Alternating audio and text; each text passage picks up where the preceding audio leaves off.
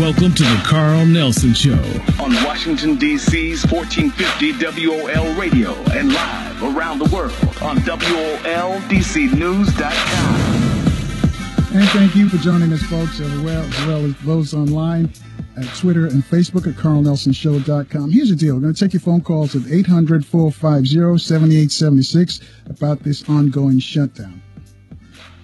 And here's the deal. Michelle Bachmann says that President Obama, she describes President Obama as a crack dealer, and that the crack is Obamacare, and he's pushing it on the American public. What are your thoughts about that? Do you think that's racist? Michelle Bachmann, that's the one that I'm talking about. She says that President Obama is like a crack dealer. She could have used something else, described him in some way, some other person. She says he's a crack dealer, and the crack is Obamacare, and that's why this standoff. And the latest on the standoff, depending on which side you read now, because if you look at progressive websites and progressive radio, you'll see the majority of the House backs a clean bill, and they say now that 17 Republicans are ready to jump ship, and that's enough to, if Boehner takes it to the floor for a vote, that will end this stalemate. But if you look at some of the conservatives and listen to Rush Limbaugh on some other stations, they'll say that Harry Reid's is blinked. So we don't know who to believe right in this thing. But the deal is we want to find out your thoughts. Because, every time we say something, they say, oh, there they go again. They're always talking about racism. It's always racism. But is it racism for Michelle Bachmann to describe the President of the United States as a crack dealer and the crack is Obamacare? What are your thoughts? 800-450-7876 is the number to call. Let's go to CP. CP, what are your thoughts? Hey, how you doing, Carl? All right, CP, in South Central. Okay, I just want to make sure. Hey, look here. That lady talking about he's a crack dealer. She ought to know because her people been dealing all the cracks and bringing all the weapons in here. He's not like a crack dealer. He's trying to save some people's lives, and they hate that because they don't want a person like me to be sitting next to them in the healthcare place. But we ain't thinking about them. I say this here.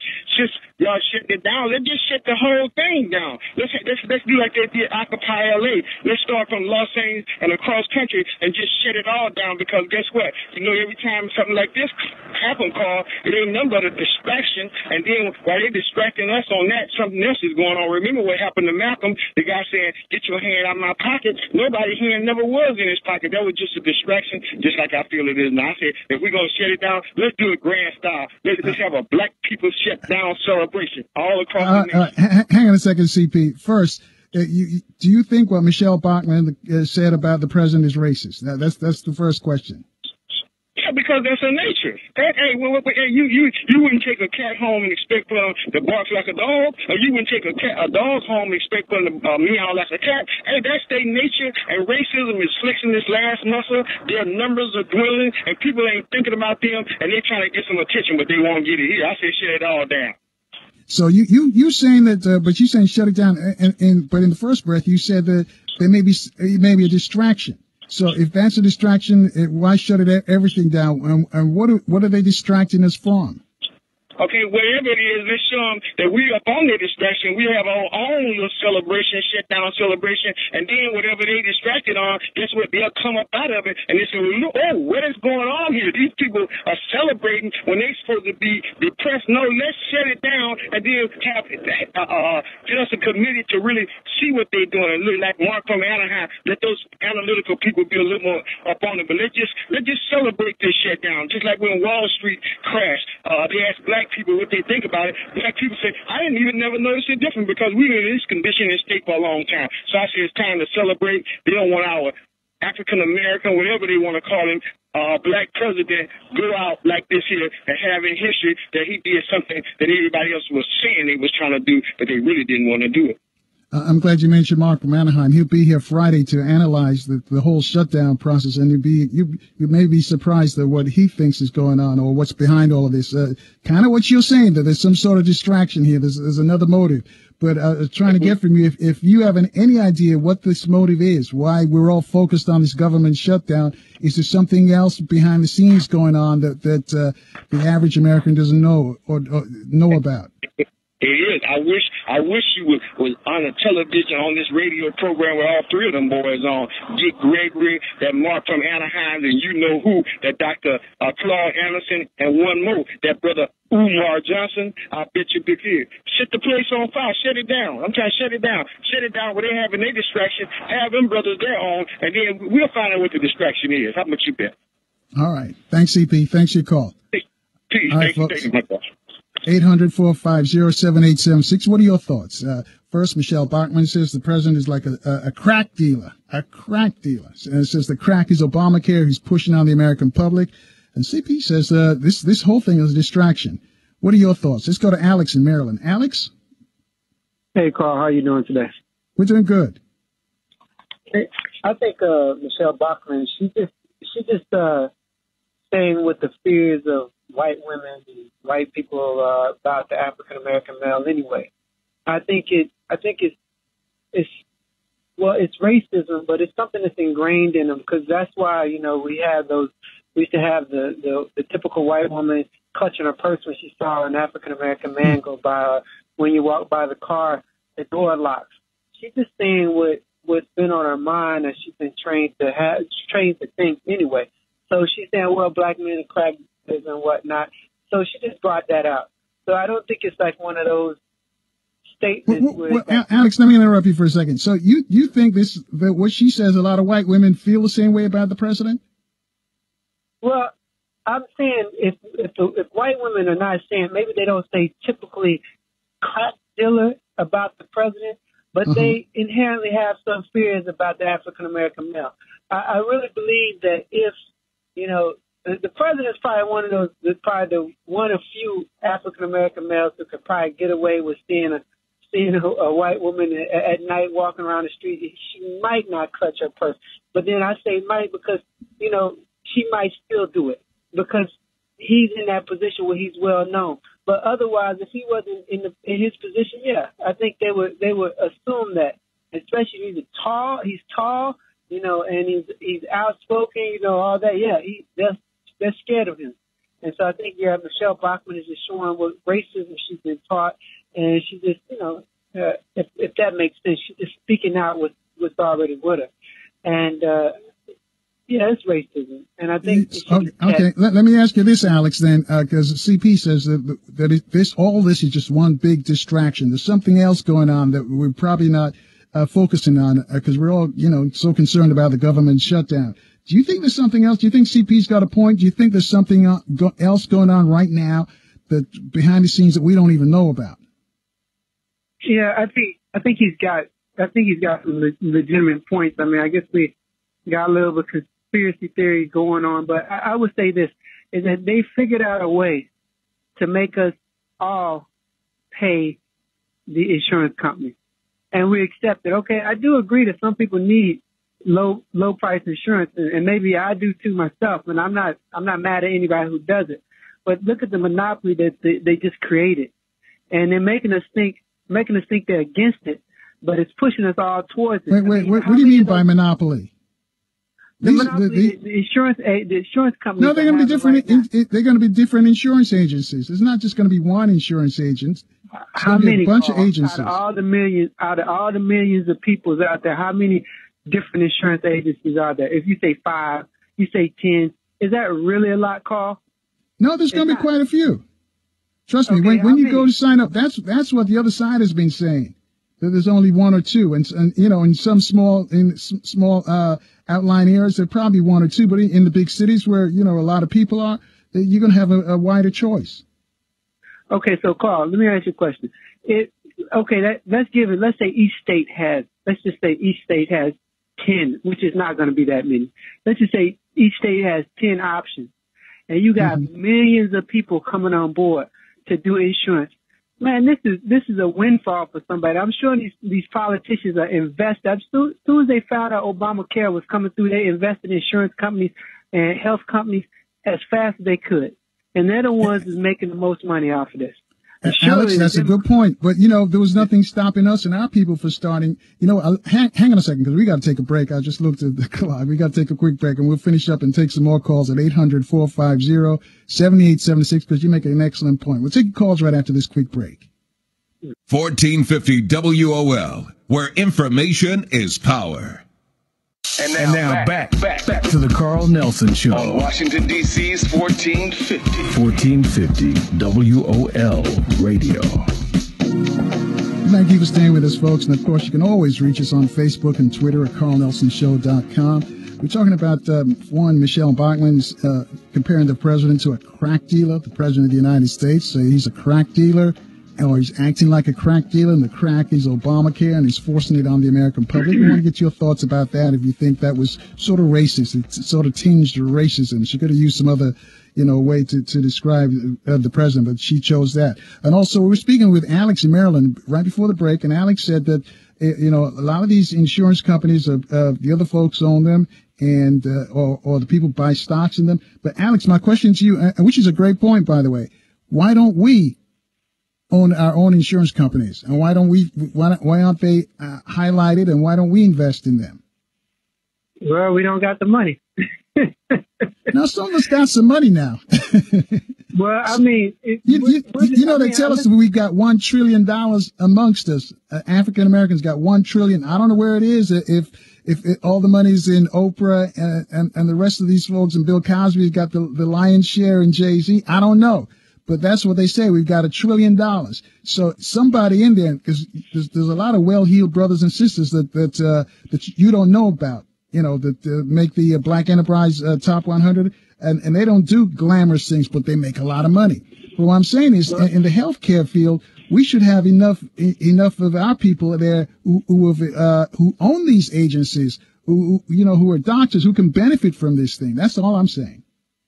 I think you're right, but the problem is, you had a guest some time ago, and I'm bad with names, but he was saying that the wealth of black businesses was like less than 10,000 and on the bank, and they said the wealth of African Americans was like 6,000 compared to like 76,000 of white Americans. That's not a lot of money. And yeah, we got a few amongst us out there who got the money. Maybe they are investing in it, but they're not telling us about it, and they're not trying to bring us on board with it. So yeah, well, that's what we got to change. Yeah, I think you're right. But again, I think before you let me go, I think a lot of these Republicans, they're faking us out. They're selling us wolf cookies. They invested into this program because they knew it was going to happen. Mm-hmm. So they're going to make those millions of dollars off this program. I mean, you think about it. Minimally, everybody who gets into it is going to at least pay $100 a month. And if you get what they say was 90 million people uninsured, 90 million times 100, even if you divide it up amongst 100 per month, that's a lot of money that's being made out there. And all these young people who are out there, like my nephews and whatnot, who never go to the doctors, they're in good shape. Even a lot of men, we don't go to the doctors even when we have health insurance. So this is a windfall for them that they're not going to use it, and they're going to make a lot of money. All right, Alec, you made some good points, but I'm still hoping that some of our folks get in there and control some of these health businesses. Thank you. Thanks for your call.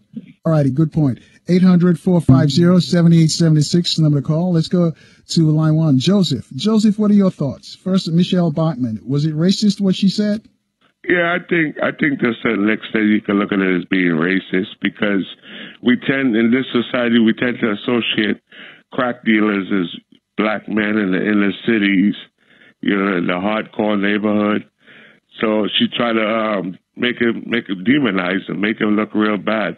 But as far as the healthcare and the government shutdown, I think President Obama is doing the right thing by not blinking, not giving in to these Republicans, because this affordable healthcare Act, Obamacare, you like to call it, is going to go down in history as one of the greatest things done at least in this century, because there's like 47 million Americans uninsured.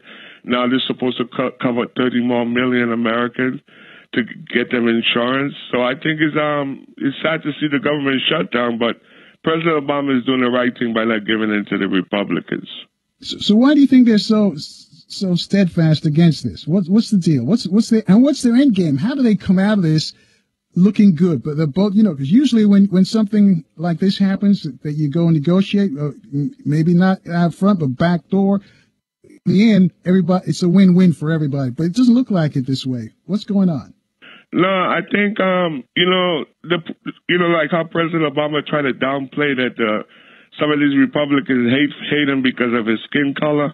Because even when Bill Clinton was in office, they went after Bill Clinton hard too. But I think it just perked up a little bit more as you have a black man in the White House. And they're less stupid people. The Republicans are less stupid people, but some of them have so much hate in their heart that they'll do stupid things.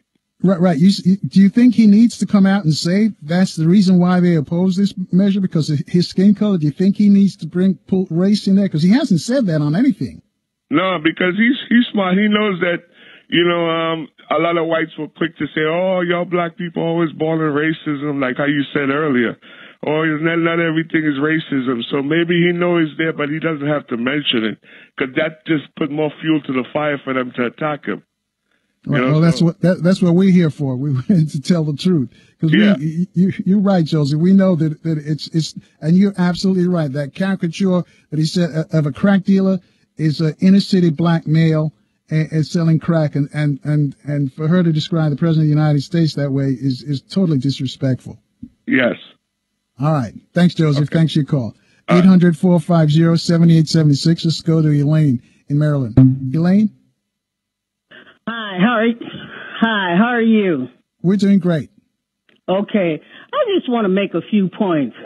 Number one, Michelle Bachmann is about as ignorant as the day is long, and that's to be expected, because she have said a whole lot of disrespectful things about the president. If I was him, I'll do some research and get as much information on her and hold this stupid woman over a barrel. Now, I just want to say this, too. Barack Obama is a smart man. All those things he gave in on, the budget and different things to the Republican, he picks his battle. He knew 3 or 4 years ago he was going to have a fight on his hand about this funding of Obamacare. And I think he's going to stand his ground and he's going to win. I wouldn't negotiate nothing with them. And what the American people need to do is get all their rumps out of there in 2014. Show no mercy. Do whatever you got to do, because we are going to need white men and white women in on this thing. You know what I'm saying? Now, I live where I live at. I live where they got a lot of federal workers. And whether they Republicans or Democrats, they said a lot of Republicans in those districts have been high-fiving and been all jovial about this thing, but I don't see none of that stuff going on around here. People are really? Elaine, you're saying the Republicans are happy about the shutdown? Yeah, they high-fiving and, listen to the previous radio shows, and some people have been calling in and saying that they feel as though this is a victory, because I was in the last shutdown 17 years ago, and they just shut it down. But this time around, they were very, very methodical about what agencies they would leave open and what agencies they would close, So I think they're in for the long haul, to hunker down. And back up a second. How can the Republicans claim victory in this? What did they see in this that's won? That people are, aren't able to get their paychecks, aren't able to go to work. There's cancers blocked from clinical trials. Food safety inspections are stopped. The national parks are closed. NASA is grounded, and they're still, and the people in Congress are still getting paid. So how do the Republicans in your neck of the woods feel that this is a victory? Well, like I said, they close the government down. That's their thing, their power. I think it's more of a power thing than anything. Look, if you don't do things my way, I'm going to show you how much power we have. We're going to shut it down. That's sad. Elaine, thanks for calling. That's very sad. Check it out. They are celebrating this stuff. And if any white woman is celebrating this, she's out of her mind if she's a Republican, because a lot of that stuff in Obamacare that they don't want to fund a women's medical issue. You know what I'm saying? So I did not know that women pay more for medical insurance than men. Yeah. I did not know that, and Obamacare takes care of all of that. You're right. Women should be really have their ears perked up about this and should really be supporting this. That's right. All right, Elaine. Thanks for your call and keep listening. Okay. All right, folks. Let's keep moving to 800-450-7876. Let's go to Chuck. Chuck's in Texas on line 2. Chuck, what are your thoughts? First on Michelle Bachmann. Well, how you doing? Thanks for my call. I'm in an 18-wheeler. I'm on my Bluetooth, so I hope you can hear me good. But she's a racist. I'm going to tell you, crack dealer is the new nigga. Basically, that's what she wanted to say, but she knows she couldn't say it. Because I say it in suburbs, I hear white people a lot of times refer to black people no matter what crack is. So, Chuck, I guess we're losing you. You're in that 18-wheeler driving somewhere in Texas, and you're breaking up. Are you still there? Yeah, can you hear me? Yeah, we can hear you. Okay, and I tell you what, Chuck, hang on a second. Get in a good spot because we're coming up on a break, and then when we come back, we'll get your information. Folks, you too can join the conversation. It's real easy. It's 800-450-7876. First, we're talking about Michelle Bachmann, who compared the president to a crack dealer, and says, he's selling crack or pushing. That's what the word she used, pushing crack to the American public, and the crack, she said, is Obamacare. And where do you think this shutdown is going to end? We want to take your calls at 800-450-7876 right after the short break. 1450 WOL, where information is power. And now back to the Carl Nelson Show on Washington, D.C.'s 1450. 1450 WOL Radio. And thank you. Of course, folks, you can reach us at 800-450-7876. You can reach us on Facebook and Twitter as well. Let's see if we can reach Chuck. Chuck, are you still there? Yes, sir, I'm here. Can you hear me now? Yeah, we can hear you now. Go ahead. Okay, yeah, I was saying Michelle Bachmann, Sarah Palin, and Ann Coulter are three of the most ignorant people I've ever seen on TV. And yes, it's a racist comment. Crack dealer is the new nigga. That's what she really wanted to say, but that's what she knows she couldn't say. And just like the last caller was saying about Michelle Bachmann, I don't even see why she even got in the office. Number two, I told people 3 or 4 years ago when all these other countries over in the Middle East or people started revolting and going up against the government, it's going to happen here. That's what it's going to take for a lot of these politicians to wake up. Just like they shut us down, we can shut the government down if we really wanted to, and that's what's going to happen. It needs to be a term limit. You got all these old heads, 25, 30 years in the Senate, in the Congress. We need a term limit on them to get them out of office, and then they can stop taking all this money that they're getting from these lobbyists because the corporations are running this country. The president's not running the country. Politicians are. The billionaires is running this country. So that's what's going to happen. Yes, it's a racist comment. Racism is alive and well, and you're really seeing it now. All right. Thanks, Chuck. Thanks for your call. And be safe out there in that truck. Folks, you can join us, too, at 800-450-7876. Let's go to line 2. Dr. Welsing is joining us. Dr. Frances Cress Welsing. I think that black people should just say straight out, this demeanment of the president is the evidence of racism. I mean, they can disagree with policy without being demeaning and disrespectful. And the very fact that the kind of language that comes out of some people's mouths, some conservatives' mouths, reveals the racism, and I think that it reveals the fear on the part of many people who classify themselves as white, conscious and or subconscious, that they're losing control. They're going to be a minority, and they're losing control. And all the gun buying is also revealing how much fear, again, as I say, conscious and or subconscious. But if we call it for what it is, that this is racism, this is white supremacy, this is fear of whites losing control. and by any means necessary, we'll close down the government if we're not in control. This is how frightened we are. And this discussion needs to be put on the table. I heard a conservative talk show person just going on and ranting and saying the president is a fool. You know, just that level of language, we should take it seriously and call it for what it is. We are in a system of racism, white supremacy.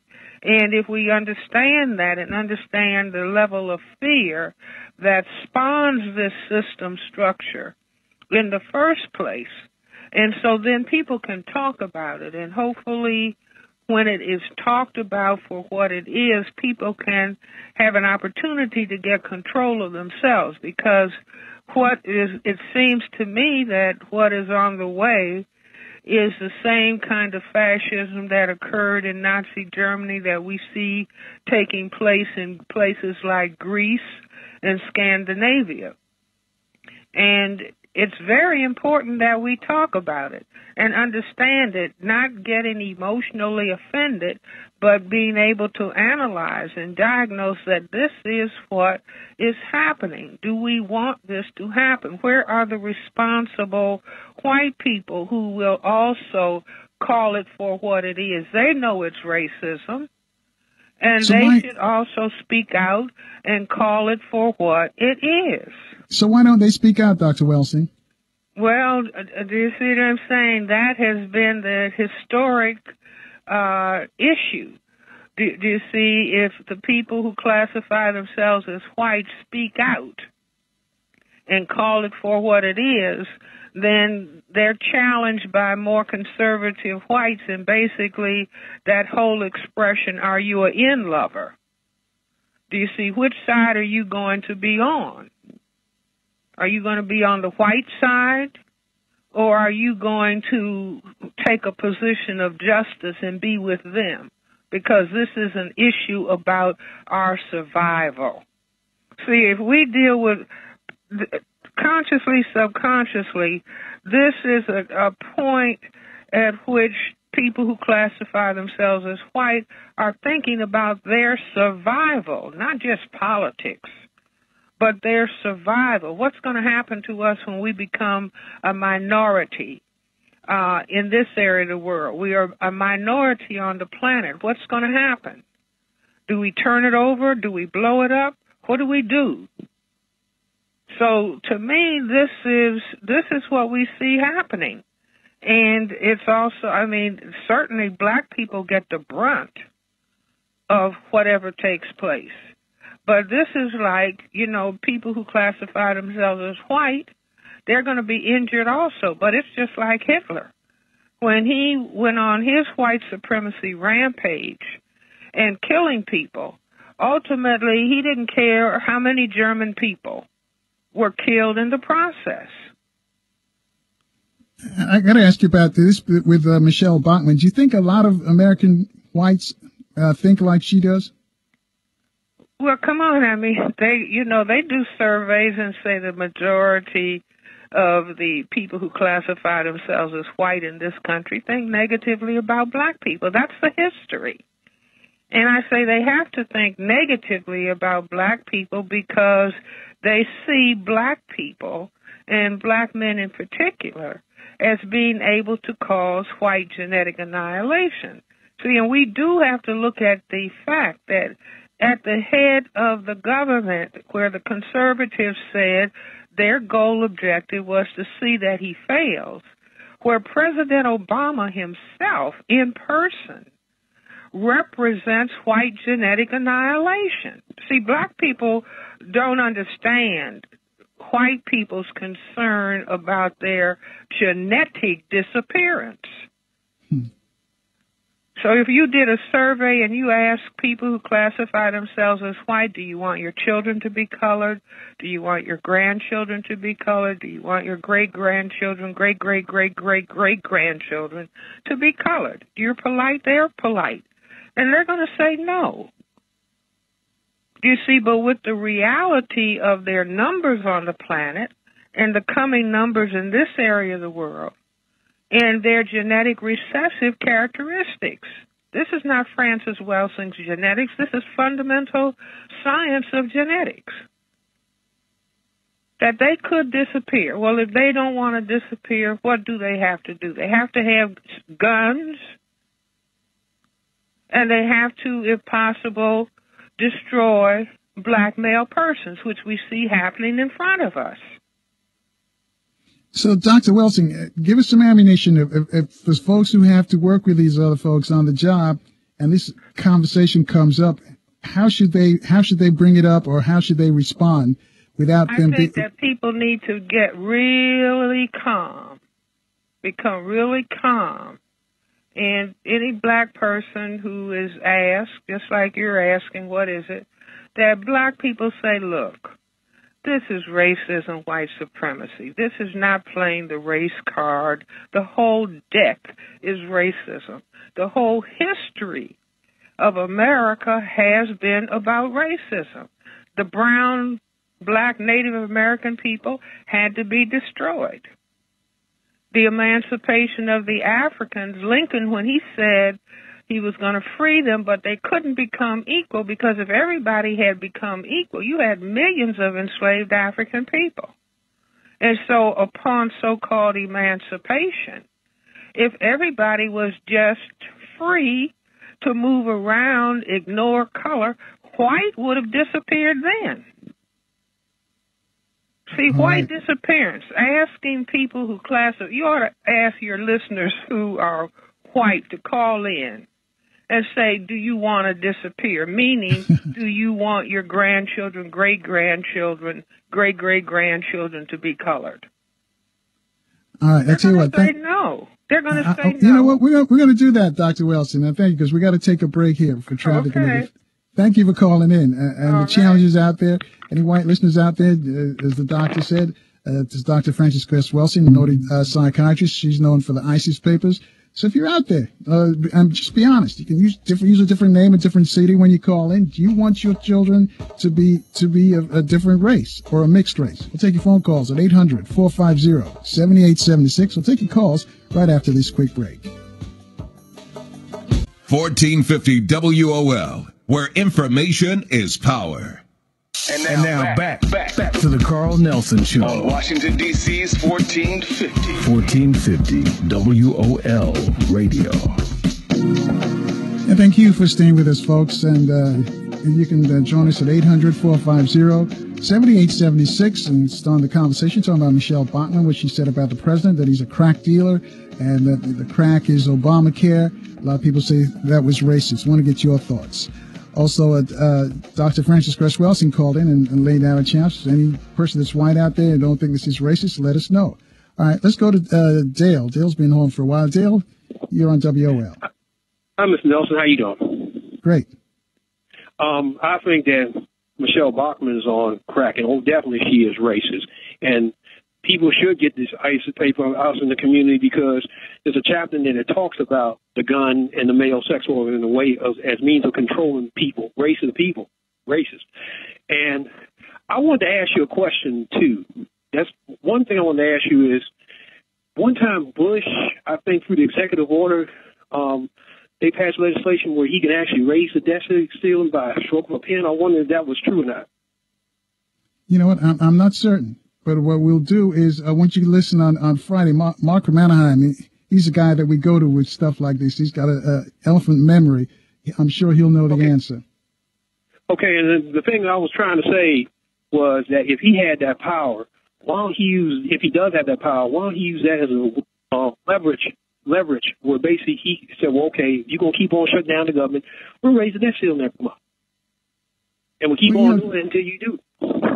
Well, the debt ceiling was never a problem before President Obama took office. Oh, okay. You know, it was always done. It was always expected. You know, there was no opposition. There was the opposition. Whoever's in power in opposition, you know, they're doing this for the country.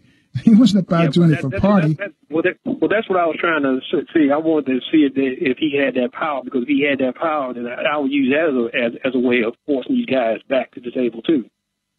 All right. Thanks, Dale. Yeah, that's what I'm saying. Right. All right. Let's keep rolling. Let's go to Todd in D.C. 800-450-7876. Todd, you're on WOL. Hey, how you doing? Doing great. I am just traveling up from D.C. I'm down at the National Institute of Health doing a cancer clinical trial, and got back on 495, and this was on the radio. So I'm new to your show. I've never heard your show before, but you invited a conservative white person onto the radio show, so I figured I'd try to call you. All right, and where you're in. Your thoughts on what you've heard so far? Well, I don't mind at all listening to opposing sides or folks that I might not agree with. I think that to claim that everything that's happening right now in this political debate is racist on its face, I would disagree with that. I can remember times in U.S. history where Congress would be fighting about all sorts of things, and guys would be challenging each other to duels with pistols and fist fights right on the floor in Congress. And I think there's the nature of what our political process is can get like this with or without racism. And to claim that this is all about racism, I think might be a little bit short-sighted. Right. You know, and let me say this. There was saying about Michelle Bachmann. I know some of the other listeners were saying it was all about racism, but I think the question I posed was what she said about the crack and the president being a crack dealer, if that was racism. Yeah, I didn't hear her say that, or I don't know what context that was in. To hear that soundbite certainly makes me scratch my head and wonder where she was going with that or what she was thinking. I'd have to get the whole context of it, but certainly on the face of it, you'd hope that she would want to take that back. But, again, I don't fall into, I have to think a certain way because I'm a 40-year-old white conservative. I've got wonderful, beautiful friends of all types of ethnic backgrounds. I was in my friends' weddings who were black, and they were in my weddings, and we dated all types of different people growing up. And so I'm not, saying that because I'm one type of ethnic background or color that I need to subscribe to one line of thinking. And unfortunately, what I see is that when I find a black person who happens to share some of my political ideals that are conservative, I think they get way more ostracized by the black community for being an Uncle Tom and all kinds of other horrible epithets that they get because they might happen to be a black person who shares some conservative ideas. I think there is a ton of racism that occurs there that is very unfortunate, equal to anything you see on the other side. And I do believe it exists on both sides. All right, hang on a second there. Let's bring in Darren from B-More. Darren out in Baltimore. Let's see if Darren agrees with what you're saying. Darren? Good afternoon, gentlemen. How are you? Good. Do you agree with what Todd just said? Well, I agree partly with what Todd just said. I mean, I believe that there was some racism in the comments of Michelle Bachmann. But I think at the same time, I think we have to not allow ourselves, I think, to get pigeonholed. And I think that's unfortunate is what we're seeing happen in this country right now. I think we need people that can rise above the emotional conversation and look at, I think, a real plan of action because the American people are hurting. Black, brown, red, yellow, and white. Democrats, Republicans. It was just a few years ago we heard this, logic being used. Not a red state, blue state, not Democrat, not Republican. We're the United States. So where did all this go in less than 2 or 3 years right now? I think that's the question, but we need a plan of action. We got 90 million people unemployed in this country. You're talking about a health care for 30 to 40 million people. The best health care would be a job for the American people. And that's one of the things I think that we have to talk about, a jobs bill, and not just talking about a jobs bill, but bringing to fruition a jobs bill in this country right now. All right. I don't really disagree with anything he has to say, and I think that is a trap where we get pigeonholed and get caught up in some of the hysteria and I think one of your callers said about remaining calm and not becoming emotionally offended by things so much.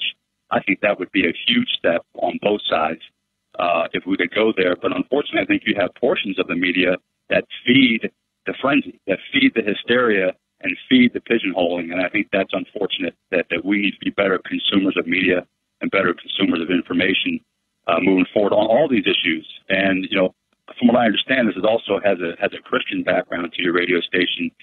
There's a whole lot. I'm going through cancer. I had a stage 4 cancer. All right, my life is in months at a time, and so when I look at a lot of this kind of infighting, it breaks my heart. And there's a Christian church that's been around on this planet for about 2,000 years in a variety of forms. And these countries, these political experiments called countries and nations, come and go in hundreds of years, clips at a time, come and go. And we have this Christian faith that's been around for thousands of years. And right now, in my state in life, I'm looking at things from a long view. And by the end of all this, there's going to be some things a lot more important to me and for my soul and for the welfare of people that I love than any of this. So I bring some of that perspective to this too. All right. Thanks, Todd. And keep listening, because we're going to touch on a little bit of Christian stuff too coming up. Darren, what do you want? I know you want to say something. Go ahead. Yeah. Well, definitely, Carl. I think that you talked about the end game. I think that the real criminals here are Wall Street and the bankers, and their ace in the hole is always to play racism, spacism, and tracism against the American people. Federal Reserve came out, said they were going to continue to QE3, which is now QE4 at infinitum. They're printing $85 billion a month to prop up the bond market. At the same time, they're cutting $85 billion from social programs. So you can see where the money is going. All of this is a continuation of sequestration, which the president signed via his executive order to bring in sequestration with, again, the Austerity Commission made up of Erskine Bowles, which is a Wall Street insider, and Alan Simpson. Now, all the president has to do, as I read a op-ed by Clinton's former labor secretary, Robert Reich, is sign an executive order to repeal the Austerity Acts right now. This is what we're looking at in America, and this is why I said that the media, basically through talking about the Michelle Bachmann, is not really educating the American people about what is really going on. They're dropping more crumbs than in Hansel and Gretel fairy tale. I mean, front page on Wall Street for the past 2 weeks has been Wall Street won 5 years ago, and it can happen again. So they're literally telling the American people they're about to either implode this or collapse this economy between now and the end of October. And that's what I think that the media, the real mainstream media, is not talking about. But the alternative media or the imperative media for this time is talking about this. So I'm seeing there's three things right now that's taking place.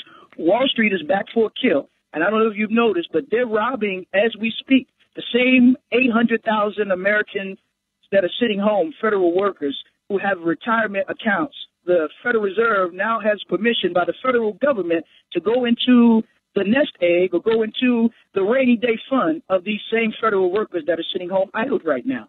So, I mean, if the people knew that, then they would be out in the street as the people were in Europe. So what we're looking at now is an escalation or an acceleration of the Eurozone-style austerity that has now come to America, which is no more than fascism, where the insurance companies are writing the bills or their lobbyists are writing the bills. So the devil's not in the details. As the old saying goes, the devil wrote the details. And if the Affordable Health Care Act was so good, then you have at least 1,200 or more companies, I don't know if you were aware of that, that have waivers or they're exempt from the Affordable Health Care Act. And I think those are questions that we have to ask. If unions, powerful unions like SEIU and others, they're exempt from the Affordable Health Care Act. Why is it? If this was supposed to be the best thing for the American people, and I'll come back to what I said before, the best thing we can do for the American people is take those 90 million people plus the 800,000 that are now idle and put them back to work. And It's interesting that we saw the Congress, the Senate, and the President all united a few weeks ago, ready to go into Syria and topple in a sovereign country, but yet this country is shutting down the people, where people are supposed to shut down the government, not the government shutting down the people. Right, so Darren, we got to run. And thanks for your call, Darren. And I tell you, please listen on Friday, because exactly what you're saying, Mark from Anaheim has been saying that for quite a while about the austerity program in Europe. So I want you to listen on Friday, everybody else as well. We got to take a quick break at the top of the hour. Take care. Todd, keep listening as well. We got some stuff for you as well. 800-450-7876 is the number to call. We'll take your calls right after this short break. 1450. And now back to the Carl Nelson Show. On Washington, D.C.'s 1450 WOL Radio. And thank you for staying with us, folks. And, of course, you can always reach us on Facebook and Twitter at carlnelsonshow.com. In a moment, we're going to speak to Pastor Jay Edmonds. So we're going to answer the question, what is it you need to know or what you need to do to get into heaven. And I want all my Bible scholars to call in and tell us. And those of you who don't believe there's a heaven, and tell us what you think of the afterlife. We need to hear from you as well. Before we get to Pastor J. Edmonds, though, let's go to Askia out in L.A. Askia, what are your thoughts on Michelle Bachmann? Do you think it was racist? It called really, one way or the other, it really don't matter, because it seems like, it's like, you got two birds on that eagle, two wings on that eagle, right? And it seemed like both of them are fighting against each other, but all of them are going in the same direction. So I don't want to get flanked on nothing like that, you know what I mean? Because every time they want to have that type of discussion, when something else is going on, they'll throw that out there, one side or the other. They'll throw that out there, and we'll be talking about one thing, and they'll be doing something else. I like to tell all y'all listeners, if you think this affordable health care is so good, go back and do some research on the affordable housing, and you see where all this go at. If they go back and look at the bill for affordable housing and how it got this country in the way it is now. See, all the pieces is not put in. It's not that they don't want this affordable health care. It's just the pieces ain't there. That's why they want to delay on it. All the pieces ain't there for them to make as much as money they need to be making. And so that's how we getting flanked, Carl. Because when you look at the affordable house, just the initial look at what I'm talking about. You look at the affordable housing, you know what? People know people know the government pays more. Like if I move in a house and I'm getting subsidized in housing, I might only have to pay $150 a month, right? But the government's gonna pay $900. So the people who own houses, cars, apartments, what they gonna do? They go jack up their apartments and their houses for everybody else, because now they don't got the government commit to pay $900 for a single apartment, and now when the apartments was $400-something, now they go jack up the prices for the working people.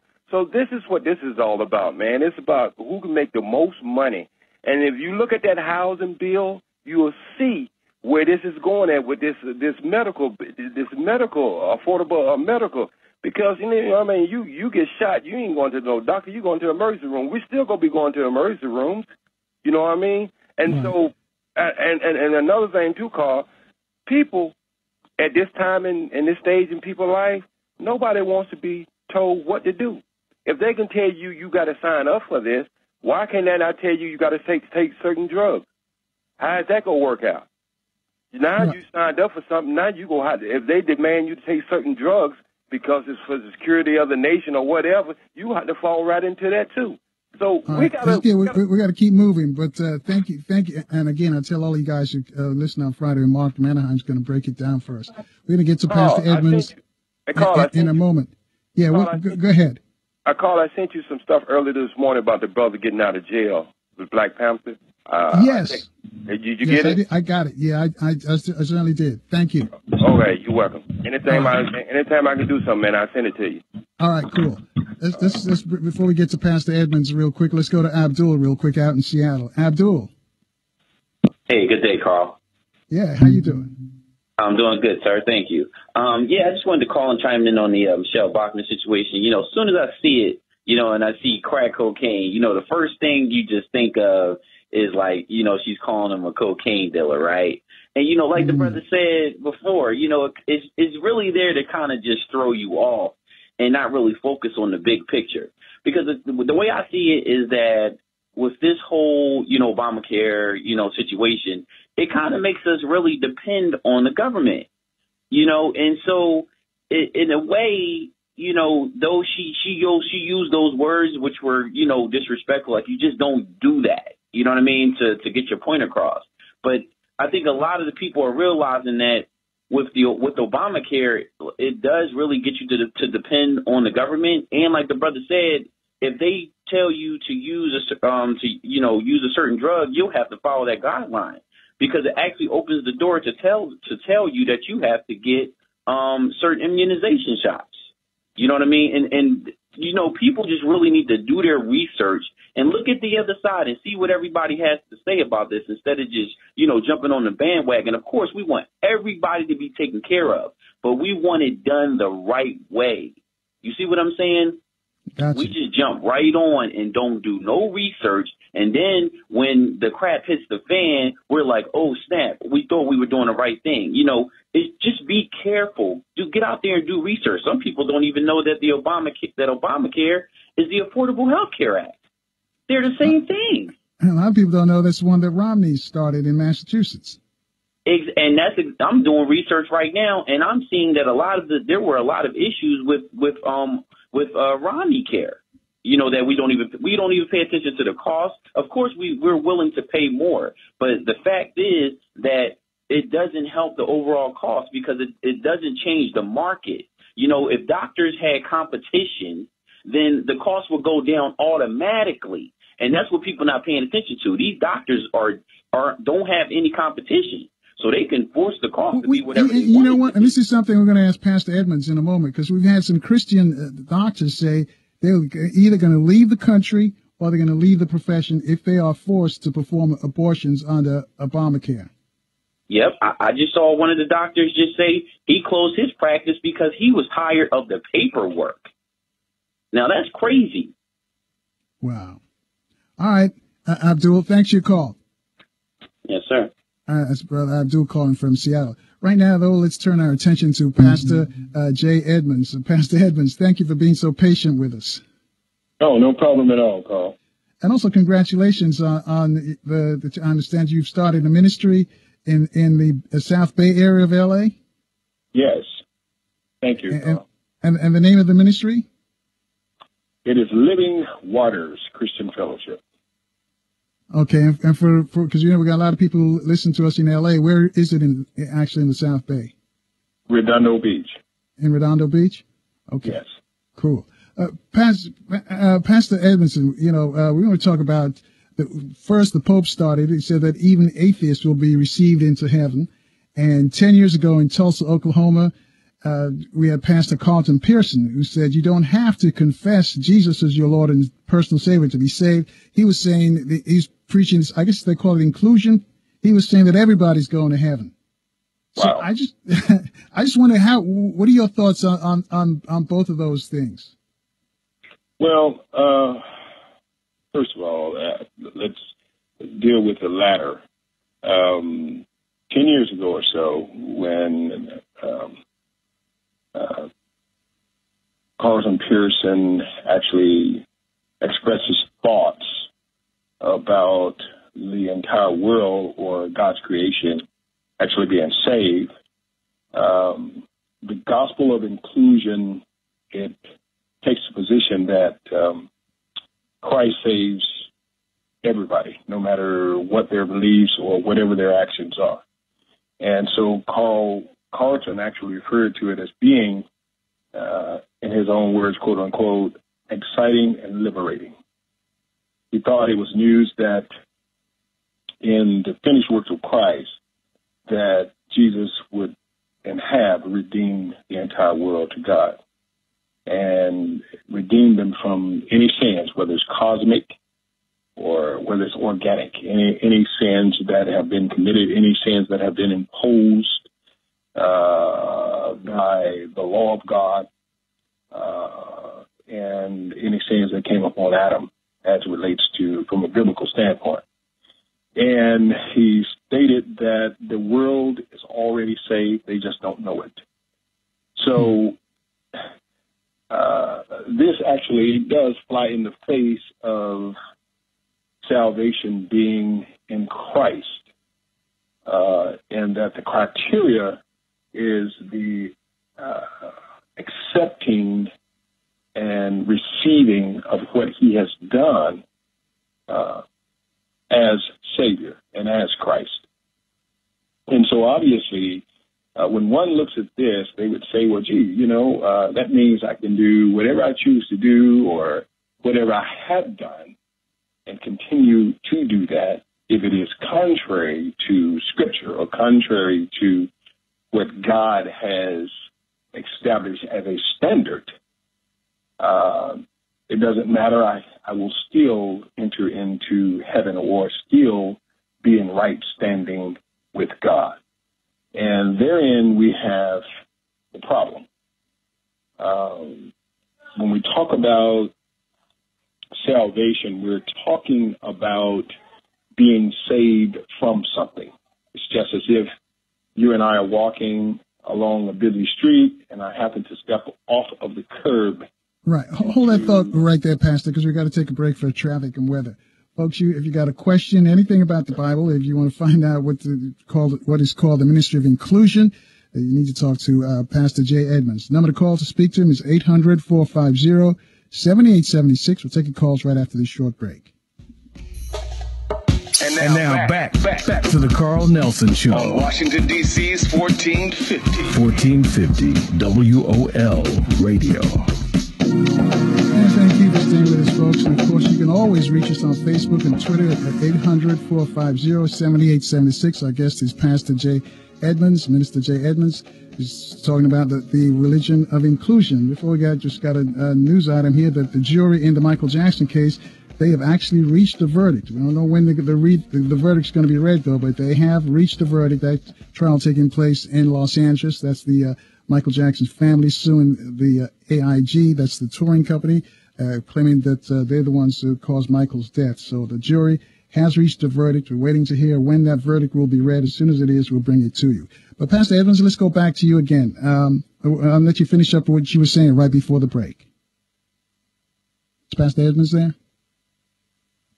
I am here. All right, I am here.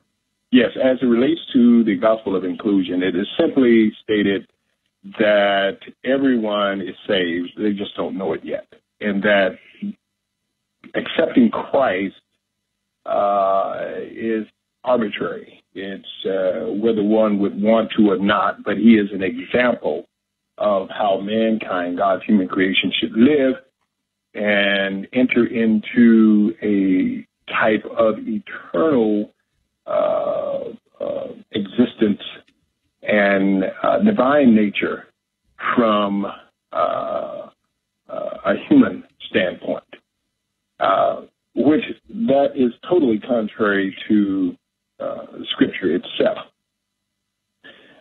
Salvation hinges on, and as I was about to give an example, understanding what it means to be saved and saved from what. So when we say salvation, that implies that we are saved from something. And I think a person should look at that first. If you and I are walking, as the example I was giving, down a busy street, and I stepped off of the curb in front of a oncoming vehicle, and you reached and grabbed my shoulder and pulled me safely back upon the sidewalk, you have just saved me. But what did you save me from? You saved me from being struck by that vehicle and possibly killed. So you saved me. So when we talk about salvation, we have to look at what are we being saved from and who is doing the saving. When I stepped off the curb, I couldn't save myself because I was unaware that something was coming at me. But you were aware, so you saved me from that impending danger. Christ is known and established as the Savior. So what is he saving us from? And what we're being saved from, and many people may not like this, but we've been saved from the wrath of God. God created mankind, and he established also standards by which man can be reconciled back to him in that oneness with him. And therefore, those who hear the call, and the call comes through Christ, and receive him, Christ, those are saved from the wrath of God. It plainly states, 2 Peter chapter 3, that the Lord himself said he will return as a thief in the night, in which the heavens shall pass away with a loud noise, and the elements thereof shall melt with fervent heat. The earth also and the things therein shall be burned up. We're looking at God bringing an end to all things that he has created. So actually receives salvation. Now, Christ died for two primary reasons. Number one, as I've said many times before, he did not come and die to make bad people good, but he came to make dead people alive. That means to awaken us to that which is outside of what we can actually see humanistically. Right. Well, for a second, Pastor. So you fundamentally disagree with the Pope and the other minister that Pastor Carlton Pearson, that everybody's going to heaven, that it's wide open for everybody's going to go to heaven. There's a heaven out there. All of us will be there.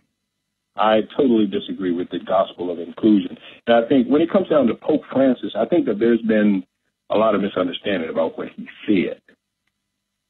It is stated that he said that even atheists can go to heaven. Right. But he didn't really say that. And no, he did not say that.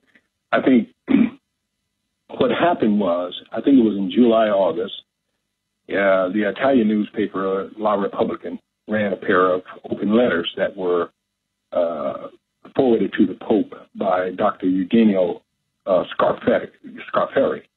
Now, Dr. Scarfari is an atheist. He's an atheist commentary.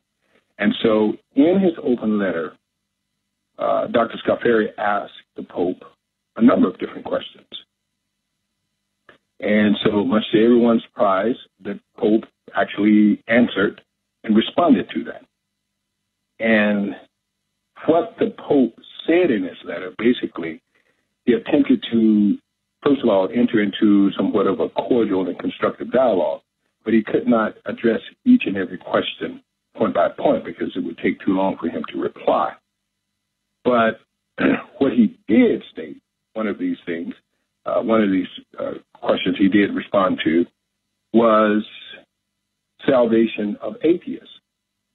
And what he said was that people are responsible for their own actions, and they have to deal with their own conscience as it relates to matters being approved by God. Now, the Republica, that newspaper itself, it gave a story that was quite accurate in the response. But however, in England, the Independent, which is another newspaper, headlined that same thing as Pope Francis assures atheists, you don't have to believe in God to go to heaven. He never said that. And it was very inaccurate. The matter got so far out of hand that it was twisted in the blogosphere as well, because you had an evangelical blogger named Jay Youts. He placed in his headline that the Pope declares man can be saved and can save himself. That piece was taken then further out of context by Kirk Cameron, and he gave the same headline, and that's how it went viral. Now, what did Pope Francis actually say about the atheist message? This is what he said. He said, first of all, you ask if God, the God of the Christians, forgive those who do not believe and do not seek faith. And he says, given that, this is fundamental, God's mercy has no limits if he who asks mercy for mercy does so in contrition, if they're contrite in their heart and with a sincere heart. The issue for those who do not believe in God is in obeying their own conscience. Now, that's what he said. And he said nothing further, nothing more than that. But however, it was taken out of context, and he never stated that. All right. If there is a heaven, though, let's go with saying that you're saying that there is a heaven. What is needed? And so everybody listening now, Pastor Edmonds, what is needed for everybody listening now? And he says and we're buying the premise that there is a heaven. What is needed for all of us to get there? Well, I'm glad you asked that question, because this is basically what we are as ministers are here for. In the book of Romans, chapter 10, and a lot of people quote this, but I think we should take it into context. The scripture is centered around whether or not those who did not accept Christ could be saved. And it so happened that there were mostly Jews that did not accept Christ as the Messiah because they did not believe that he was the Messiah. So the Apostle Paul addressed this issue in Romans chapter 10. He started out by saying, "Brethren, my heart's desire and prayer to God for Israel is that they might be saved." He says, "For I bear them record that they have a zeal of God, but not according to knowledge." In other words, they were not aware of the fact that God was manifested in the flesh and came as Christ, as a Savior, as a final sacrifice for the sins of the whole world. Then he goes on to say in the third verse, "For they, being ignorant of God's righteousness and going about to establish their own righteousness, have not submitted themselves unto the righteousness of God.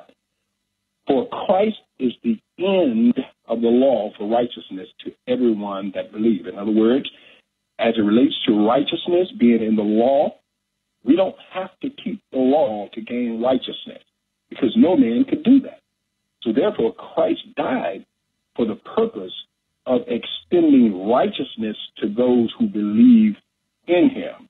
All right, hang on a sec, Pastor, because we've got to take a break here at the bottom of the hour. When we come back, I want you to expound on that and tell us who decides who gets in and who doesn't. We're talking about heaven, folks. If you got a question about where you're going in the afterlife, give us a call. 800-450-7876 if you believe there is an afterlife. We'll take your calls right after this short break. This is Pastor Jay Edmonds. We're talking about heaven. Who gets in, who doesn't, who makes the decision. Before we get that, just to give you the latest on the news update about the verdict that's reached in the Michael Jackson wrongful death lawsuit against AIEG Live. The verdict will be read at the downtown LA County Courthouse at 6:30 our time. And again, if AIEG is found responsible, the jury will be asked to decide how much to award in personal damages out of the $290 million requested by the Jackson family. And the judge has already told the jurors that the verdict need not be unanimous. It can be 9-3. So we'll be keeping an eye on that for you. But let's go back to Pastor Jay Edmonds. Pastor Edmonds, I'm going to let you finish what you were saying before the break and then tell us, because, we keep hearing these stories about Peter at the pearly gates. Is this mythology again, or is this urban legend, or is this the real deal? Well, the scripture doesn't anywhere say anything about Peter being at the pearly gate. That's number one. I think that was just something that men started for some apparent reason, but scripture doesn't say anything about Peter being at the pearly gate. He's not a gatekeeper that makes a decision who gets in and who does not get in. Our faith on the so before you go any further, then, so where is that? When is that decision made? That decision is made as it relates to us when we accept the finished work of Christ. The scripture basically says in Romans 10:9 and 10, and I would ask that anyone who would read the scripture start from Romans chapter 10 and read the entire chapter. And I was doing that, but I will get right to the meat of it for time's sake.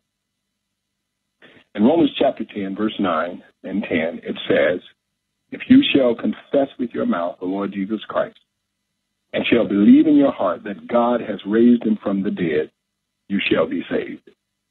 Now, why is this? It says, "For with the heart man believes unto righteousness." In other words, out of one's conviction, he believes that righteousness is in the finished work of Christ, that there's nothing we can do to earn righteousness. There's nothing that we can do to be righteous before God, but Christ has done it all. And if we believe this in our heart, that's the first thing. Secondly, it says, "And with the mouth, confession is made unto salvation," meaning that we're going to confess that, yes, this Jesus is the Christ. In other words, the word Christ from the derivative word, Greek word Creole, which means rubbed by the divine one. He is the Son of God. In him, we're saying that we confess that he's the Son of God. He is the Christ. Also confessing that he died, he was buried, and he did something that no one else did, who claims to be a Savior. He rose from the grave and showed himself alive. salvation. Now, here's the part that counts. The scripture says, whoever believes on him shall not be ashamed. In other words, they are fully convicted. And there's no difference between the Jew or the Greek. It doesn't matter who the person is, black, white, Jew, Greek. It doesn't matter what nationality. If they believe that Jesus is the Christ, the Son of God. He died, he was buried, and on the third day he arose from the grave. They shall be saved. For it says, for whosoever shall call upon the name of the Lord shall be saved. Now watch this. How can someone call upon whom they have not believed? In other words, you can't call upon someone to save you if you have not believed in that person, which throws out the entire premise of the gospel of inclusion, which was put forth by Carlton Pearson. You have to believe that the person who you're depending on to save you can actually save. Then it says, how shall they believe in whom they have not heard? They first of all have to hear about this Jesus. Who is he? What did he do? That is imperative. And how shall they hear without a preacher? In other words, someone has to tell it. Now, this does not mean a preacher from an ecclesiastical standpoint. Anyone can preach. Preach means to tell. As a herald, we can give that information just by mouth. And so, therefore, it says, how shall they preach except they be sent? Meaning that they are actually endorsed by God to take this message and to give this message. Now, obviously, when a message is given that Jesus is the Christ, he's the Son of God, he died on the cross, he was buried on the third day, he arose, and whosoever believes in that shall be saved. When that type of message is given, there's going to be a lot of contradiction to that, and a lot of people who are not going to believe that. None of us were actually there to see Christ turn water into wine, to heal the sick, to give sight to the blind. None of us were actually there to see him hang on the cross, die, placed in the grave, and get up out of the grave. None of us were there. So we're believing the report of those who were eyewitnesses. Just as today, if you and I see something today and we see it together, 10 years from now, we tell someone about it, it's up to them to believe our report, though we were eyewitnesses. And so that is called faith. See? And faith comes by hearing. So not everyone is going to believe what they hear. All right, hang on, Pastor. We got a call here from Ruth on line 3 in D.C. Ruth, you're on with Pastor J. Edmonds. Well, praise Jesus to both of you. And I'm just so blessed to have both of you speaking on this particular topic. And I wanted to say to the pastor that I agree with him 100% because I am a born-again believer, and I know that it is a personal relationship that a person has with Jesus Christ in order to be saved. And the other thing that I wanted to say, I know many times when people say the Bible doesn't say this, and like what he is saying, I have to allow them to know where I'm taking my source from. And I tell them I'm taking my source from the original King James Version Holy Bible. And that's how I got saved, through believing in the Word of God and then applying what it said. And that's what I see, that's so wrong with our country today, why this government shutdown, because we've changed from holy law to unholy law. And also, I would like the pastors allow them to know that there's also a hell. So take care, and God bless, and thank you for taking my call. All right, Ruth, we're going to talk about that other place as well. But Pastor, before we respond to anything that you said, if you want to, but again, for the people who are listening, tell us what it is they just have to do, how easy it is if they believe in heaven, if they, because at some point, some people who don't believe in heaven, but, when they reach that critical point, they may want to hedge their bets, to say the least. Well, I put it like this, people ask this question all the time. Why Jesus? Why isn't him? Why is it he that he is the door, rather, that's standing between man and man's creator. Why? What did he do that was so different from anyone else? And I think that's a very valid question, and I think it should be examined. We have to understand, first of all, that this Jesus was not just a man. He was a man and he was Christ. He was God. And he was eminently qualified to basically instruct humans or human creation as to the standard that is acceptable of him. In other words, shall the thing who was formed, being mankind, say to him who formed it, why did you make me like this? Why are you imposing these standards upon me? No. But he came with extraordinary power so that would in itself at least get the attention of his human creation to listen to him. Listen, if Jesus had not come healing the sick, giving sight to the blind, curing diseases, raising the dead, no one would ever listen to him. And there were some who saw all of these things and still didn't listen to him. And these were eyewitnesses. Now here we are, not being eyewitnesses, and what we have is the word of those who basically were eyewitnesses. And so when we look at this very carefully, why Jesus? I'll give you an example. Let's take Islam. When we look at salvation relative to Islam, Muslims say that Allah, does not love those who do wrong. And each person has to earn his or her salvation. Now that's placing that onus on people to earn their salvation. Listen, Christianity contends that a loving God sent his son, which is Jesus, to die for our sins, according to the inspired word of God. He paid the price. In other words, we didn't go looking for God, but he came to us, and he came to us through his son. All right, hold that thought right there, Pastor, because we've got to take a quick break. When we come back, I'll let you finish, and we'll take your calls at 800-450-7876 to speak to Pastor Jay Edmonds. Take your calls right after this short break.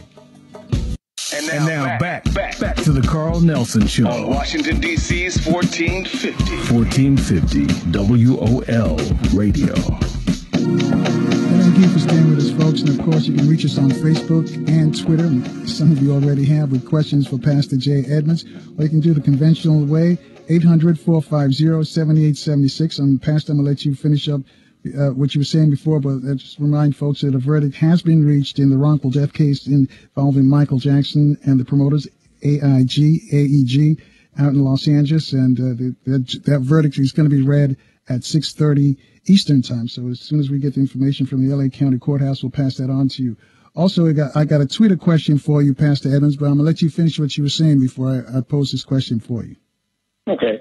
The bottom line is this, is that when we begin to talk about salvation as it relates to our Creator, what he has established as a standard for us, his human creation, then we have to understand that Christianity is not a religion, but it is a relationship that God is seeking to establish between himself and his human creation.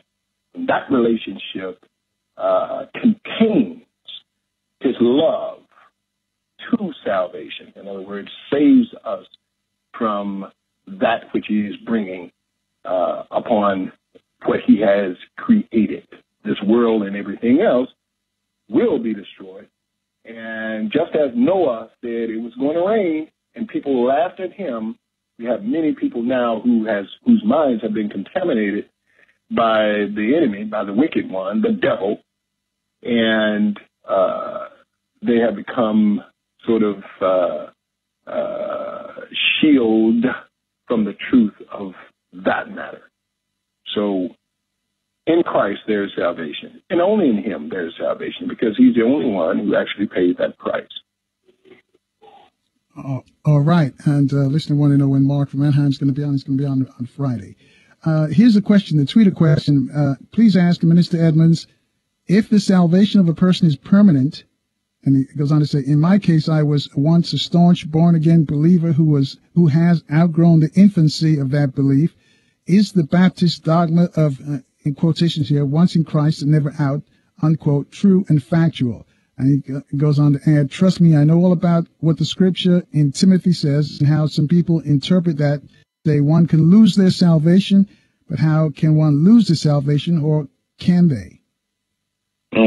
Well, yes. I mean, he made it quite clear that one's name can be blotted out of the book of life. Now, what I would ask the caller to do, and that's how we deal with everything, we go to Scripture. And I would ask him to actually go to the book of Revelation. Few people want to go to that book, but it's necessary to go there because it deals with judgment itself. And if we go to the book of Revelation, chapter 20, and around about verse 11, let's deal with this once saved and always saved thing. What John said there, he says, I saw a great white throne, and this is talking about the judgment now, a great white throne, and he who sat upon it, from whose face the earth and the heavens fled away, and there was no place found for them. And he said, I saw the dead, small and great, stand before God, and the books were open. And another book was opened, which is the book of life. And the dead were judged out of those things written in the books according to their works. And the sea gave up the dead which were in them, and death and hell delivered up the dead which were in them, and they were all judged, every man according to his works. And death and hell were cast into the lake of fire. This is the second death. Now watch this. Whosoever name was not found written in the book of life was cast into the lake of fire. Hell is not the final resting place for the wicked, but the lake of fire is. Just as heaven is the final place for those who have accepted Christ and has entered in. If a person's name is not found written in the Lamb's book of life, he will not inherit the kingdom of God. Jesus said, I will blot your name out if one has not actually embraced and followed through with. Let me interrupt you for a second, Pastor. So how does your name get into the book of life? Who writes it? Whose decision it is that you either go upstairs or downstairs? I guess that's the best way of putting it. Oh, that's a very good question, and it's metaphorical and allegorical in nature. I'll give you an example. If you have 4 children, you know all of your children, right? Even if they're in a crowd of 1,000. Is that correct? Right. Okay. So God knows who belongs to him. Those who accept him, he knows. Those who reject him, he knows as well. So when you're talking about separating the wheat from the tare, the sheep from the goat, it is referring to those who belong to God through Christ versus those who have not accepted Christ or have not accepted salvation. And that's where the separation line is. So when he talks about the Lamb's book of life, he's basically saying that from a metaphorical, allegorical standpoint, basically stating, I have called some, but out of all of those who I've called, I have chosen some. So many are called, but few are chosen. And so he knows who belongs to him. He's aware of that. And their names are written allegorically in the Lamb's book of life. But I can assure you, whoever name is not written in that book, whomever he does not acknowledge as being his, will not enter into the kingdom of heaven. So it is not whether or not we know him, but it's whether or not he knows us. And I would also say, to further just add something to this, in Matthew chapter 7, verse 21, it says, not everyone that says, Lord, Lord, will enter into the kingdom of heaven, but he that does the will of my Father. He says, many shall come unto me in that day and say, Lord, have we not prophesied in your name, loosely translated in the Greek, that means preached or proclaimed. In your name cast out devils. In your name done many wonderful works. But then he will profess unto them, depart from me, you workers of iniquity. I never knew you. So it's not whether or not we know him. It's whether or not he knows us. And so when we were Christians, as the caller is saying, I used to believe, but now I believe he called it an infantile stage, as if he has grown to another level. He says, now I don't. So am I still saved, predicated on my belief? No, your beliefs change, your conviction change. You rejected Christ. And if you reject Christ, believe me, he will reject you as well. All right. 800-450-7876. Number to call. Speak to Pastor Jay Edmonds. He's our guest. We're talking about the message of inclusion that was started by at least Carlton Pearson. And well, you know, what happened to Carlton Pearson? I'm just on this a side issue, because if he was preaching the ministry of inclusion, you would think that there's so many people who believe what he was saying that, you know, he would have a really thriving church or a thriving ministry. Any reason why you think that didn't happen, Pastor? Well, I think that people were in shock that this man was a very, very learned man when it came down to promulgating the gospel, expounding upon the gospel, teaching the gospel. He was very learned, and he was very fervent in his promulgation of the gospel and position on preaching Christ. And so many people were hurt and disenchanted, as it were, because of a change of heart or a change of conviction as to who Jesus is. See, in Scripture, all of the disciples were gathered around Jesus. He was standing in one place, and they came to him and they said, some say that you are a teacher. Some say that you are a preacher. Some say that you are one of the prophets. And Jesus turned and he says, who do you say I am? And see, that's the question now. That eternal question, that eternal interrogative is still in place. Who do you say Jesus is? The Muslims say that Jesus was a prophet, but yet they rank Muhammad over him.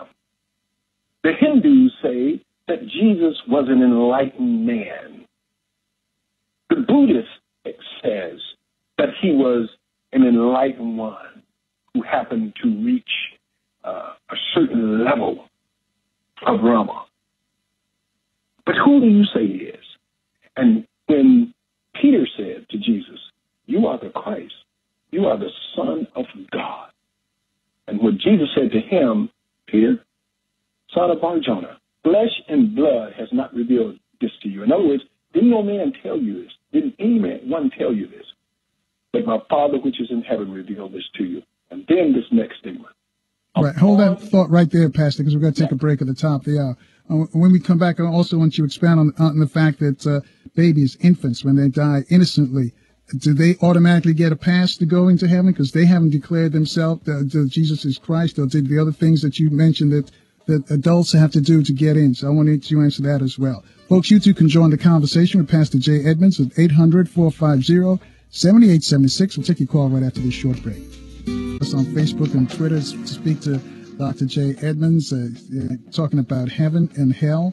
And we're going to get back to him in a second. Just want to remind you that a verdict has been reached in the wrongful death lawsuit involving Michael Jackson. And the Jackson family already gathered at the LA County Courthouse, and the verdict will be read at 6:30 our time. As soon as we get that information, we'll pass it on to you.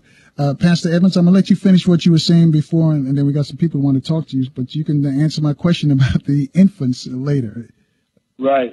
That's very good. But this salvation is important because it's whether or not one actually believes that this Jesus is the Christ, and whoever they say he is, that's where the acknowledgement of what he can do lies. So when Jesus said to Peter, flesh and blood has not revealed this to you, when Peter said, you are the Christ, the Son of the living God, he said, but my Father which is in heaven. Jesus said then, upon this statement, upon this rock shall I build my church, and the gates of hell shall not prevail against it. What he was saying, Peter, upon this statement that you are making, what was the statement? That you are the Christ, the Son of the living God. He says, I will build my church. Church, ecclesia, ecclesia. It means called out one. The church is not a building. It is those who believe that Jesus is the Christ, the Son of God. He died, he was buried, upon the third day he rose. So I think when you have different perspectives, it hinges on who the individual believes and says that Christ is. If they believe he is the Christ and they believe he can save, then so be it. If they do not and reject him, then so be it then. And obviously, for them, what Jesus has said is not applicable. Now, as it relates to the babies, they've done nothing. They've done no evil. They've done no good. So the standard within itself, by all of us being born into sin, meaning we're born into a world of sin, the blood of Christ covers that, because that is innocent within itself. It is when one gets to the point where they can make a choice to receive or reject Christ, when they are faced with this salvation or this damnation. Because the scripture definitely says, he that believeth and is baptized shall be saved, he that believes not shall be damned. So all of that, what does all that mean? That means the babies get a pass? It's not getting a pass as much as they are innocent. So they are born into sin, but the grace of God covers children. The grace and not adults? Because the adults come into the knowledge of good and evil. I give an example.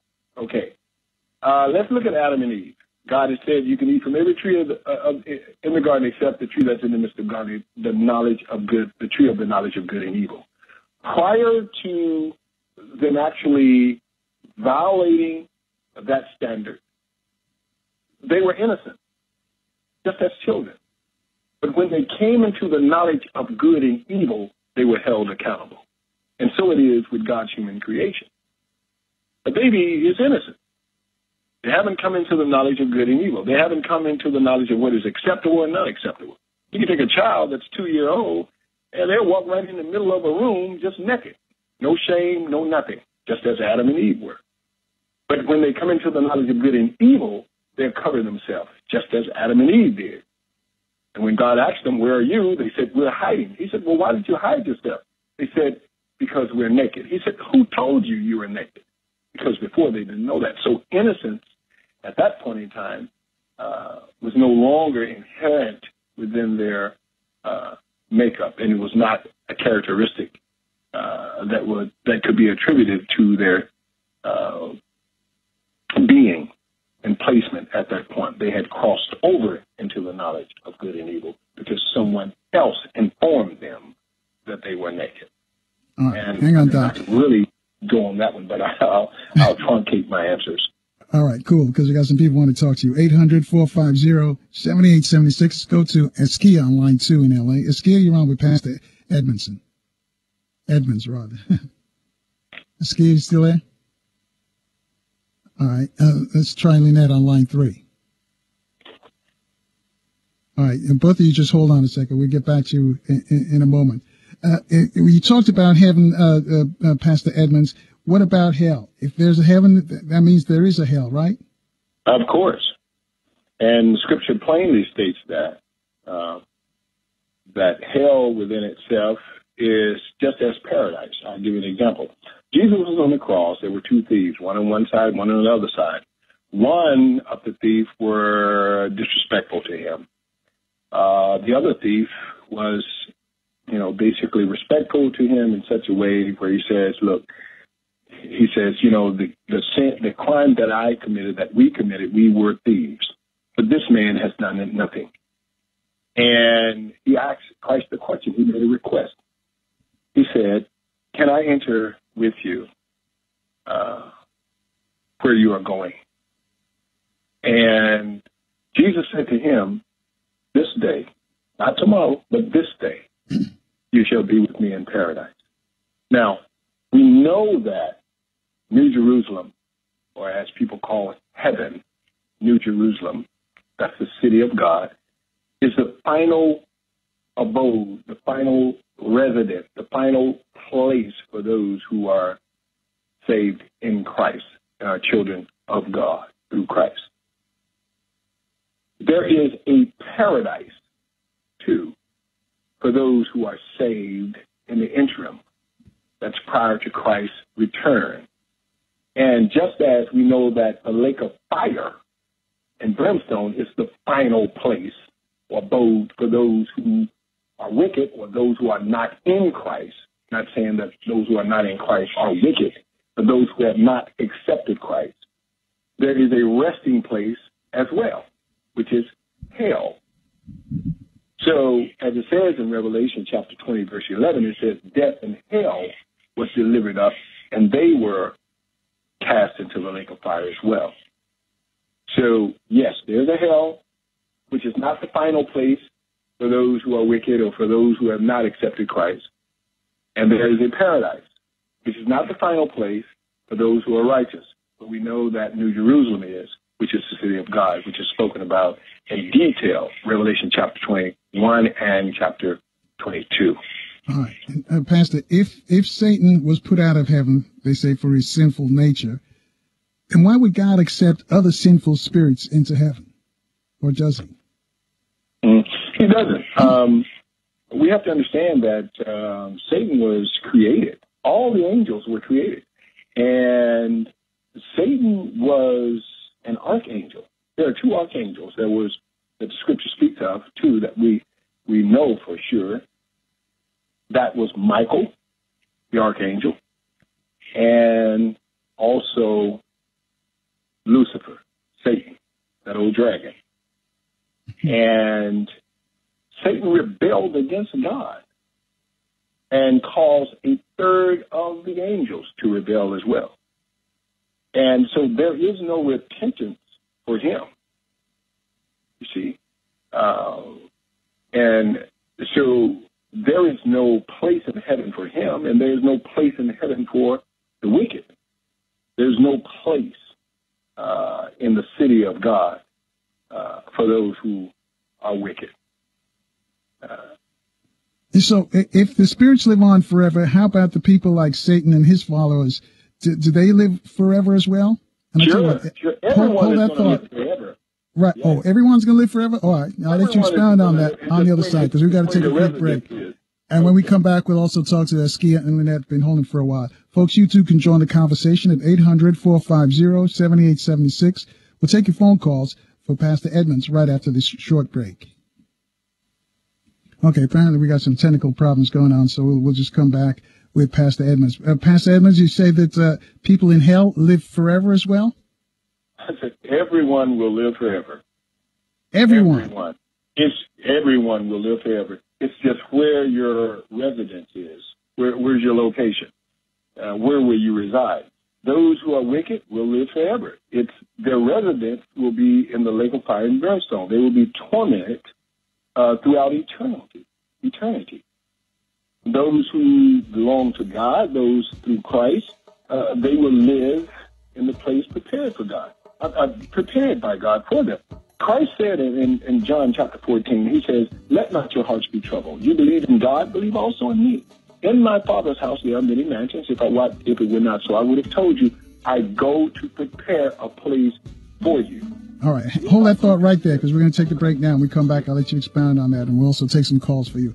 Folks, you can reach the pastor at 800-450-7876. We'll take your calls right after this quick break. And And now back to the Carl Nelson Show. On Washington, D.C.'s 1450. 1450 WOL Radio.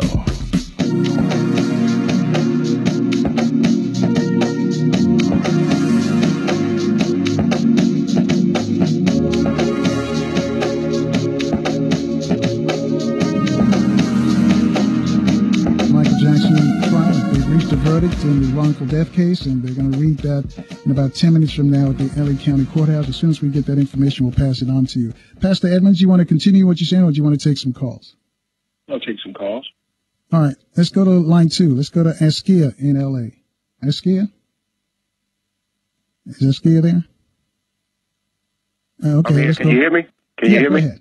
Yeah, go ahead. Good afternoon, Carl. Good afternoon to your listeners, and good afternoon to the pastor. And I hope what I say not be taken out of context or even being disrespectful.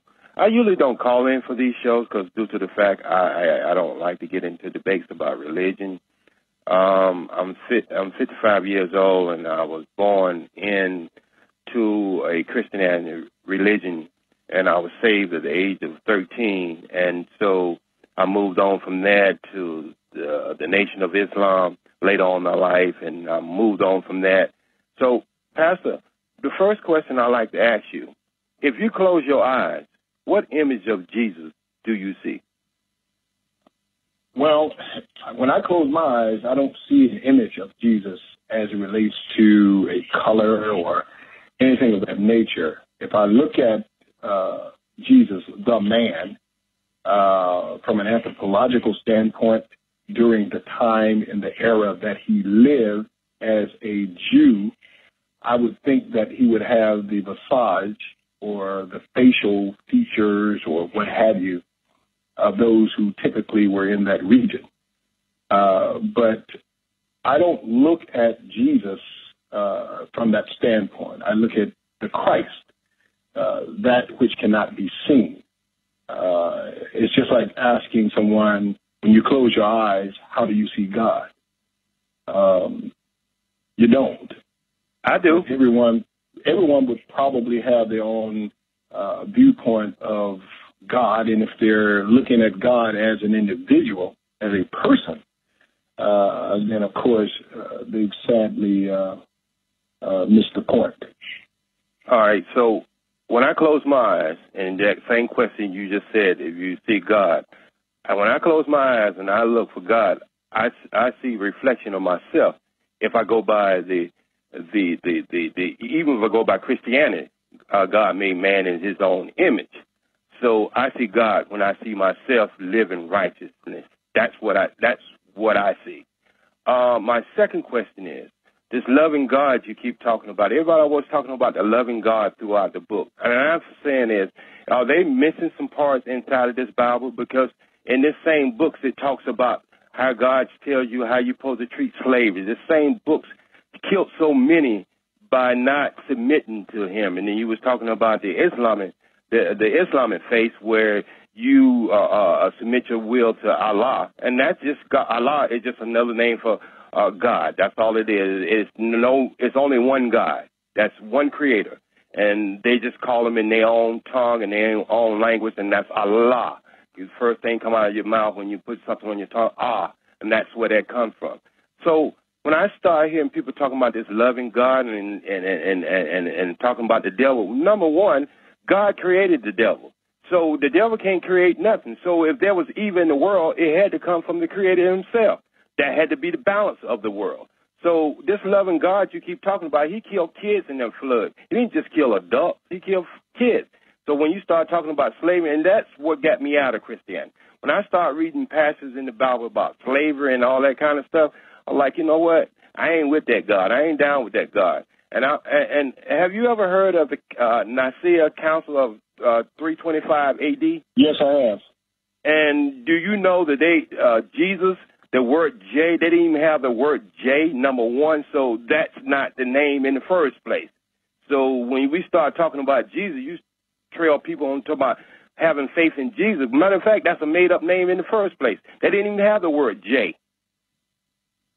Okay, I will address those issues, all three of those. Number one, first of all, I want to address that you said when you close your eyes, you see God and you see yourself. And I think and know that there's a difference between one who has been created and one who is the creator. When we say made in the image and the likeness of, that means it is a representation of, simply meaning that we have an internal ability to be able to grasp that which cannot be seen. In other words, these bodies are just for motivation to get around this planet. But what part of God that resides in us is that which cannot be seen? According to Scripture, Genesis chapter 2, verse 7, God created man in his own image and likeness. But he created man from the dust of the ground. And man was no more than just a doll laying there. But the second part of that says that God breathed into the nostrils of man the breath of life, and man became a living soul. God breathed himself into that clay, and man became a living soul. The word breath used there is a Hebrew word, ruach. It simply means breath. The inherent characteristics in man from God is that we have that which cannot be seen, and who we are cannot be seen. We are spirit, and that is what God is. God is a spirit, and they that worship him must worship him in spirit and in truth. Now, at the risk of sounding argumentative, I will say also that there are certain things that we as human beings, human creations, can do, and certain things that we cannot do. God, on the other hand, spoke all things into existence. Whatever was painted on the canvas of his imagination, he spoke it into a reality. Sadly enough, we can't do that. But God manifested himself in the flesh, according to John chapter 1, verse 14. And we beheld his glory, as all of them said. And this manifestation came as Son of Man. He was able to do the works of God, meaning Jesus. No man had ever raised the dead before. No man has ever turned water to wine. No man has ever even healed the sick and gave sight to the blind, nor walked on water. But did you say Jesus and God were the same? I'm saying that, yes, God was manifested in the flesh. Manifested in the flesh. Well, why would he have to talk to himself on the cross? Why would he have to ask himself, why have you forsaken me? That means he need to be on some Ritalin or something, because now he started talking to dual personalities. Not really. What he says, my God, why have you forsaken me?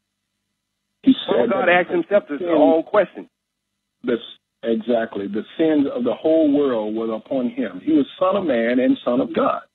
And I'll give you an example relative to that. When he went to the Garden of Gethsemane and he knew what was before him, he had to die. He was going to die as a sacrificial lamb for the sins of the whole world. He knelt down and he said this, if it be possible, please let this cup pass from me. In other words, I don't want to die. This was the Son of Man. Then the Son of God rose up, the Christ rose up and said, nevertheless, not my will be done, but your will be done. It mystifies people how that God, who can do anything and create everything, can manifest himself in the flesh and appear to his own human creation, and yet as if he's leaving home and coming to earth, and he can't be omnipresent. That means everywhere at once. We have linear thinking. We have a tendency to reduce God to our own logic. And that, my friend, is something that, and not meaning any disrespect, that the creatures who were created has failed to really understand about our Creator. All right, hold that thought right there, Pastor, because we got to take a break. Askia, thank you for your call. Folks, we're going to keep moving. 800-450-7876, number to call. Speak to Pastor Jay Edmonds. We'll take your phone calls right after this short break.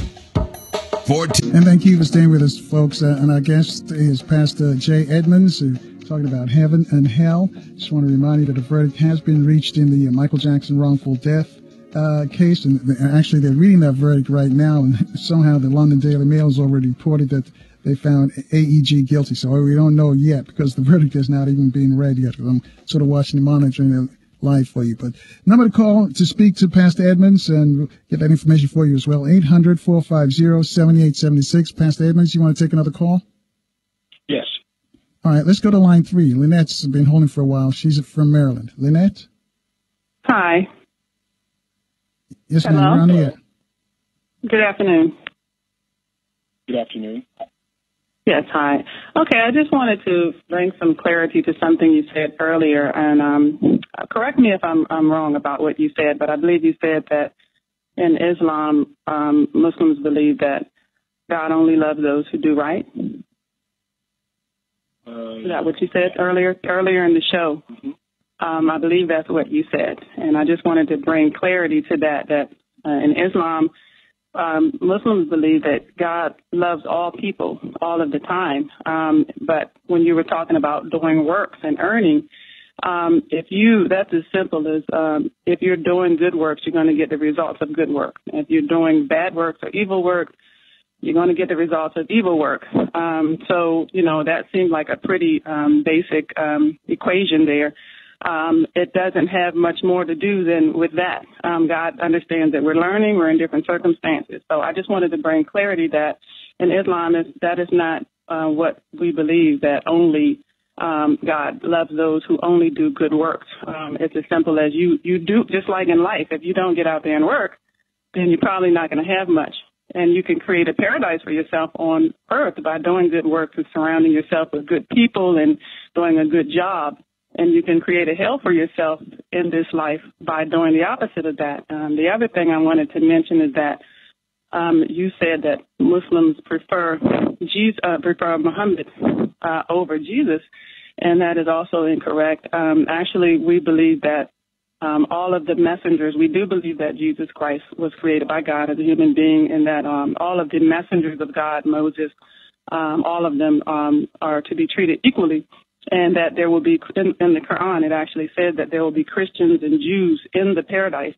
So, there's always a lot of back and forth. And, I don't like that between Muslims and Christians. So I always try to bring clarity that unites the religion because we're here and we're going to be here together. And, but I just wanted to clarify that we do believe that if you walk like Jesus and you do what he did, that you're a Christian, you can be in the paradise. If you're a person that claims to be a Christian and you go do bad works, then the question is, are you a Christian? And if you're a Muslim doing the same thing, you claim that you're going to do good works and things like Muhammad did, but then, in real life, you're out here doing all kinds of stuff. Then the question is, are you really a Muslim?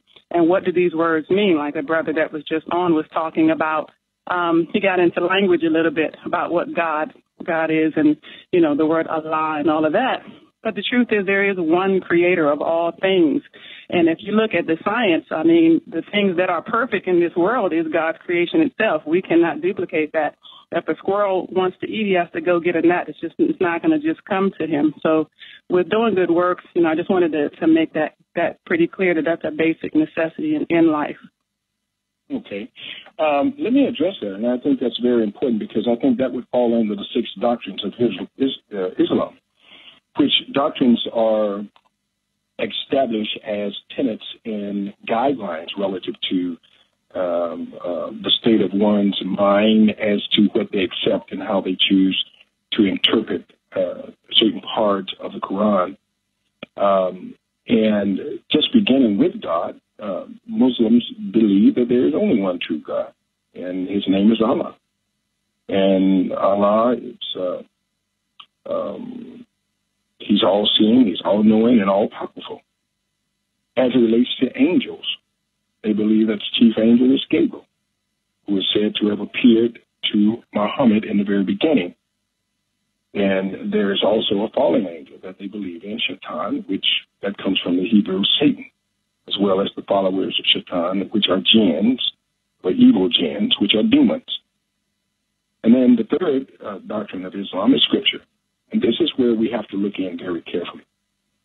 Muslims believe in 4 God-inspired books: the Torah, of Moses, which is the Pentateuch, the 5 books of Moses, what Christians call the Pentateuch, the Zohar, which is the Psalms of David, the Injil, which is the Gospel of Jesus, and the Quran.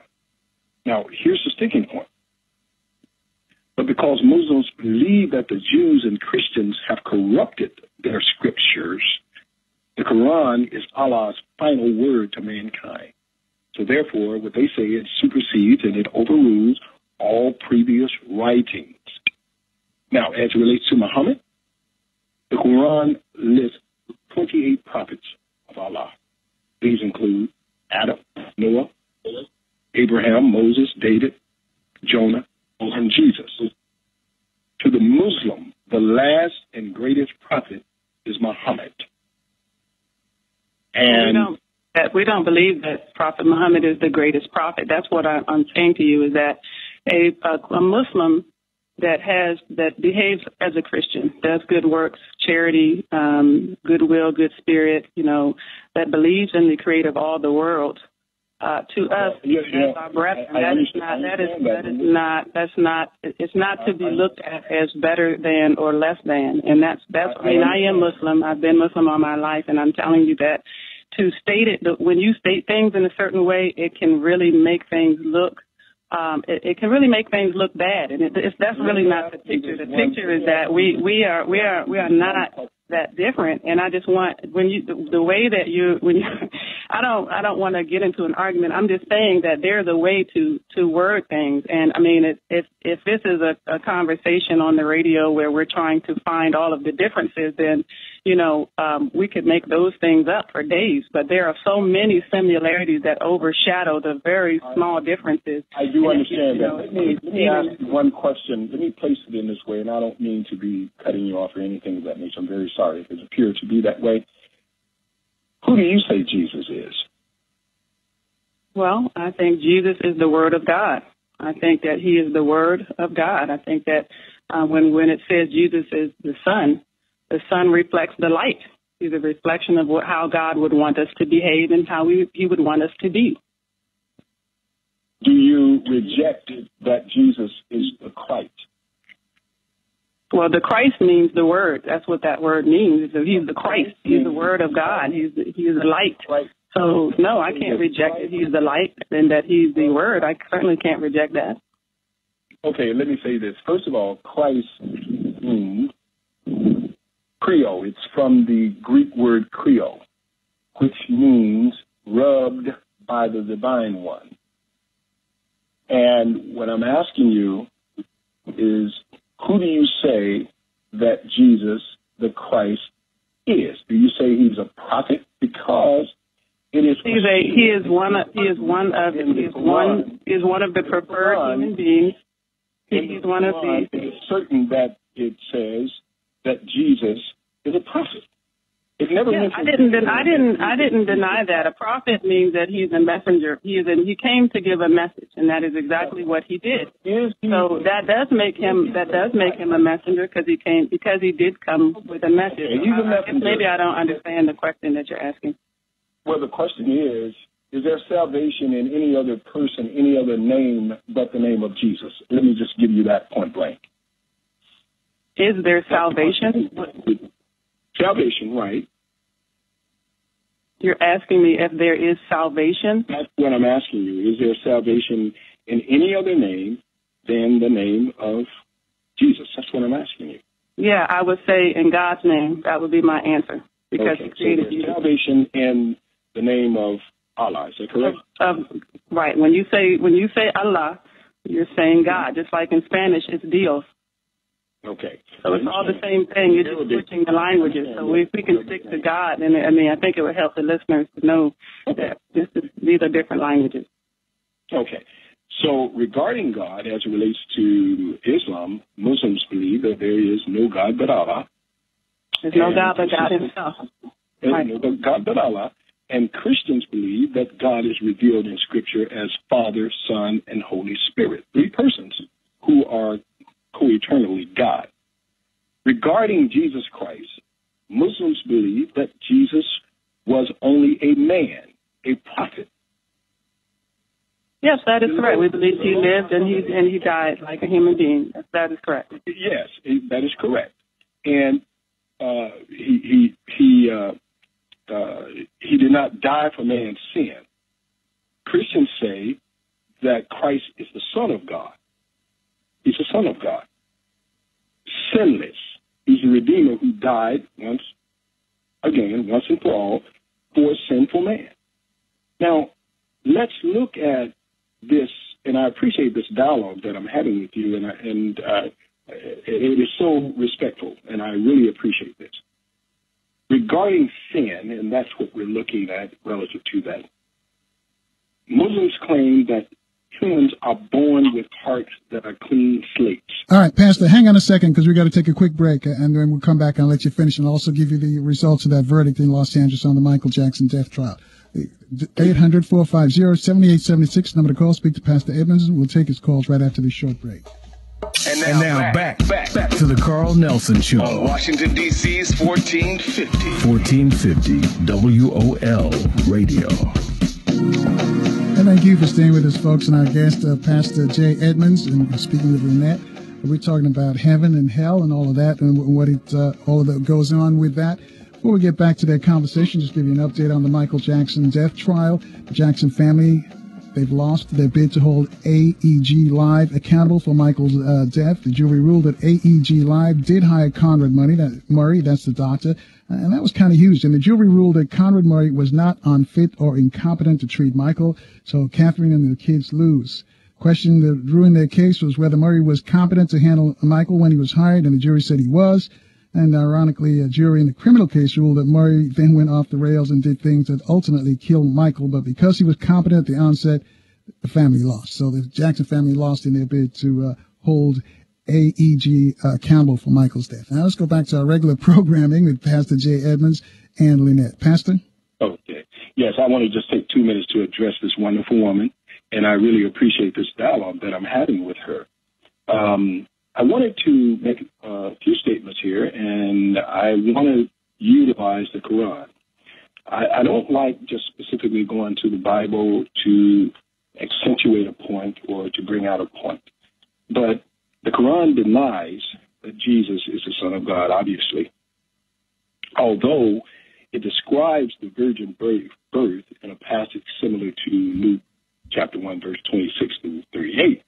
And that's in Surah 3:45 through 47. This is what it says. The Quran calls Jesus a prophet, equal to Abraham, Jonah, and others, but places him in rank far below Muhammad. That's Surah 4:171. It says this, that Jesus was only a messenger of Allah. Far it is removed from the transcendent majesty that he should have a son. Now, secondarily, I want to bring this point out. The Quran also says that Christ never really died on the cross. But it says this, they slew him not nor crucified, but it appeared so unto them. That's in Surah 4:157. How could this be, it says? According to Islam, Allah took Jesus to heaven just before the crucifixion. Christians don't believe that. Thirdly and lastly, in Surah 4:111 in the Quran, it declares that each person must take care of his or her own sins. Now, we as Christians, we don't believe that. We believe that Christ in his death has become that sacrificial lamb for the sins of the whole world. Whereas Muslims must enter or earn salvation from sin by following the 5 pillars of faith. I want to establish this. In this dialogue that we're having, one question arises, and that same eternal question. That's to everyone who has a specific belief. Who do they say Jesus is? As it relates to Christianity, we say that Jesus is the Christ, more than a prophet. He's the Son of God. We say he did die on the cross.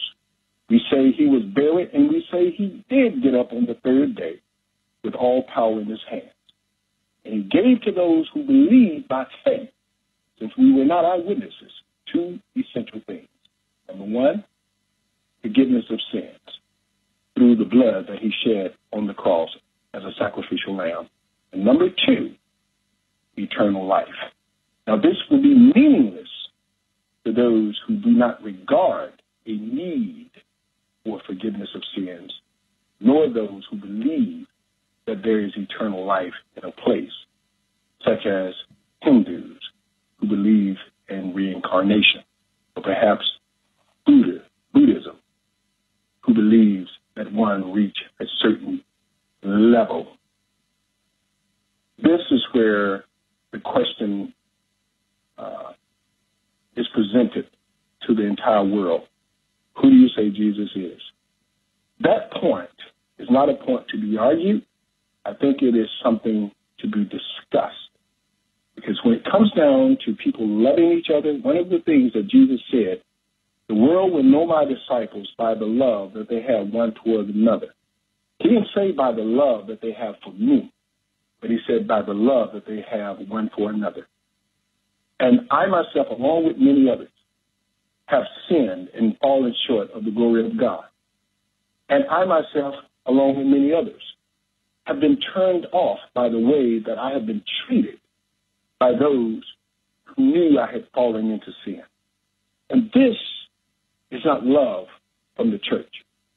And if one is defined by love and the things that they do for others and to others and how they treat each other, I think this is a characteristic of God. But when it comes down to salvation, meaning eternal life and forgiveness of sin, there's only one who can do that. I respect Muhammad, assalamu alaikum. He died. His bones, however, are still in the ground. I respect Buddha. He died. His bones are still in the ground. I respect Vishnu of the Hindus.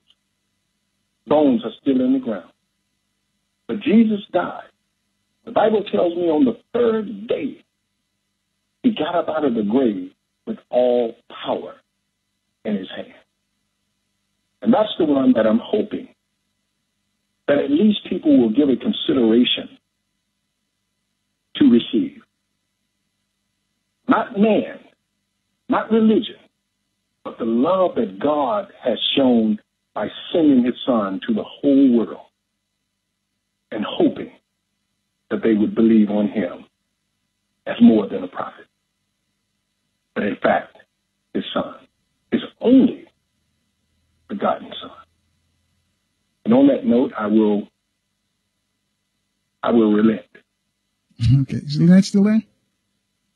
All right. Let's see if we can reach out to Ray real quick, if he can make it quick for us. Ray, on line 4.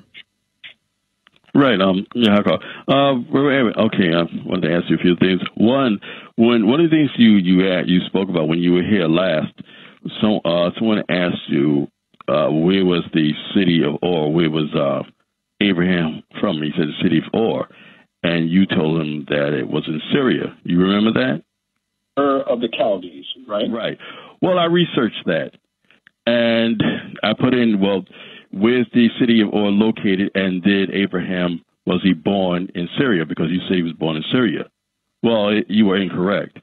It indicates in the Bible that his younger brother Ter was born in the city of Ur, and indicated that he was from was there. His father.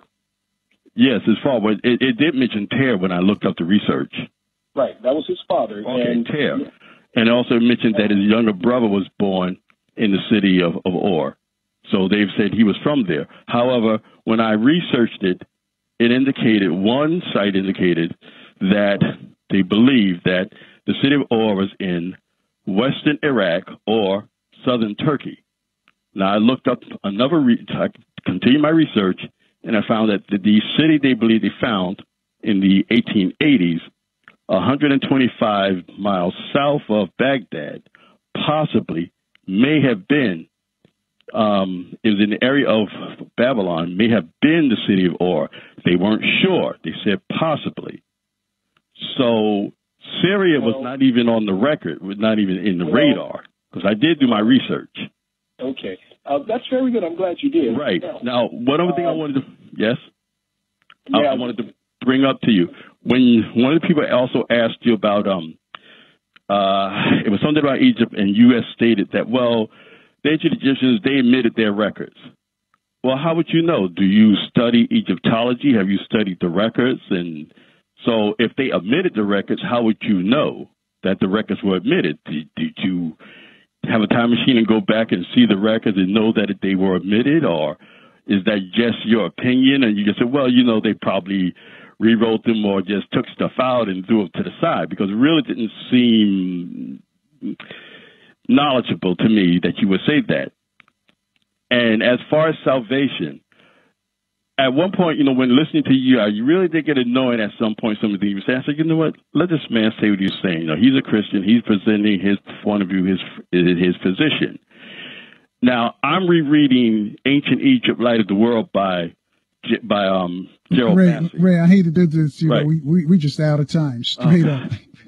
But so we have to pick it up on the other side, and just call in early next time. But thanks for your call. Yeah, I was Pastor, real on. quick, can you tell us how folks can get in touch with you? We got like 10 seconds or less. Certainly can. Okay, you can reach me at LAJ Ministries at AOL.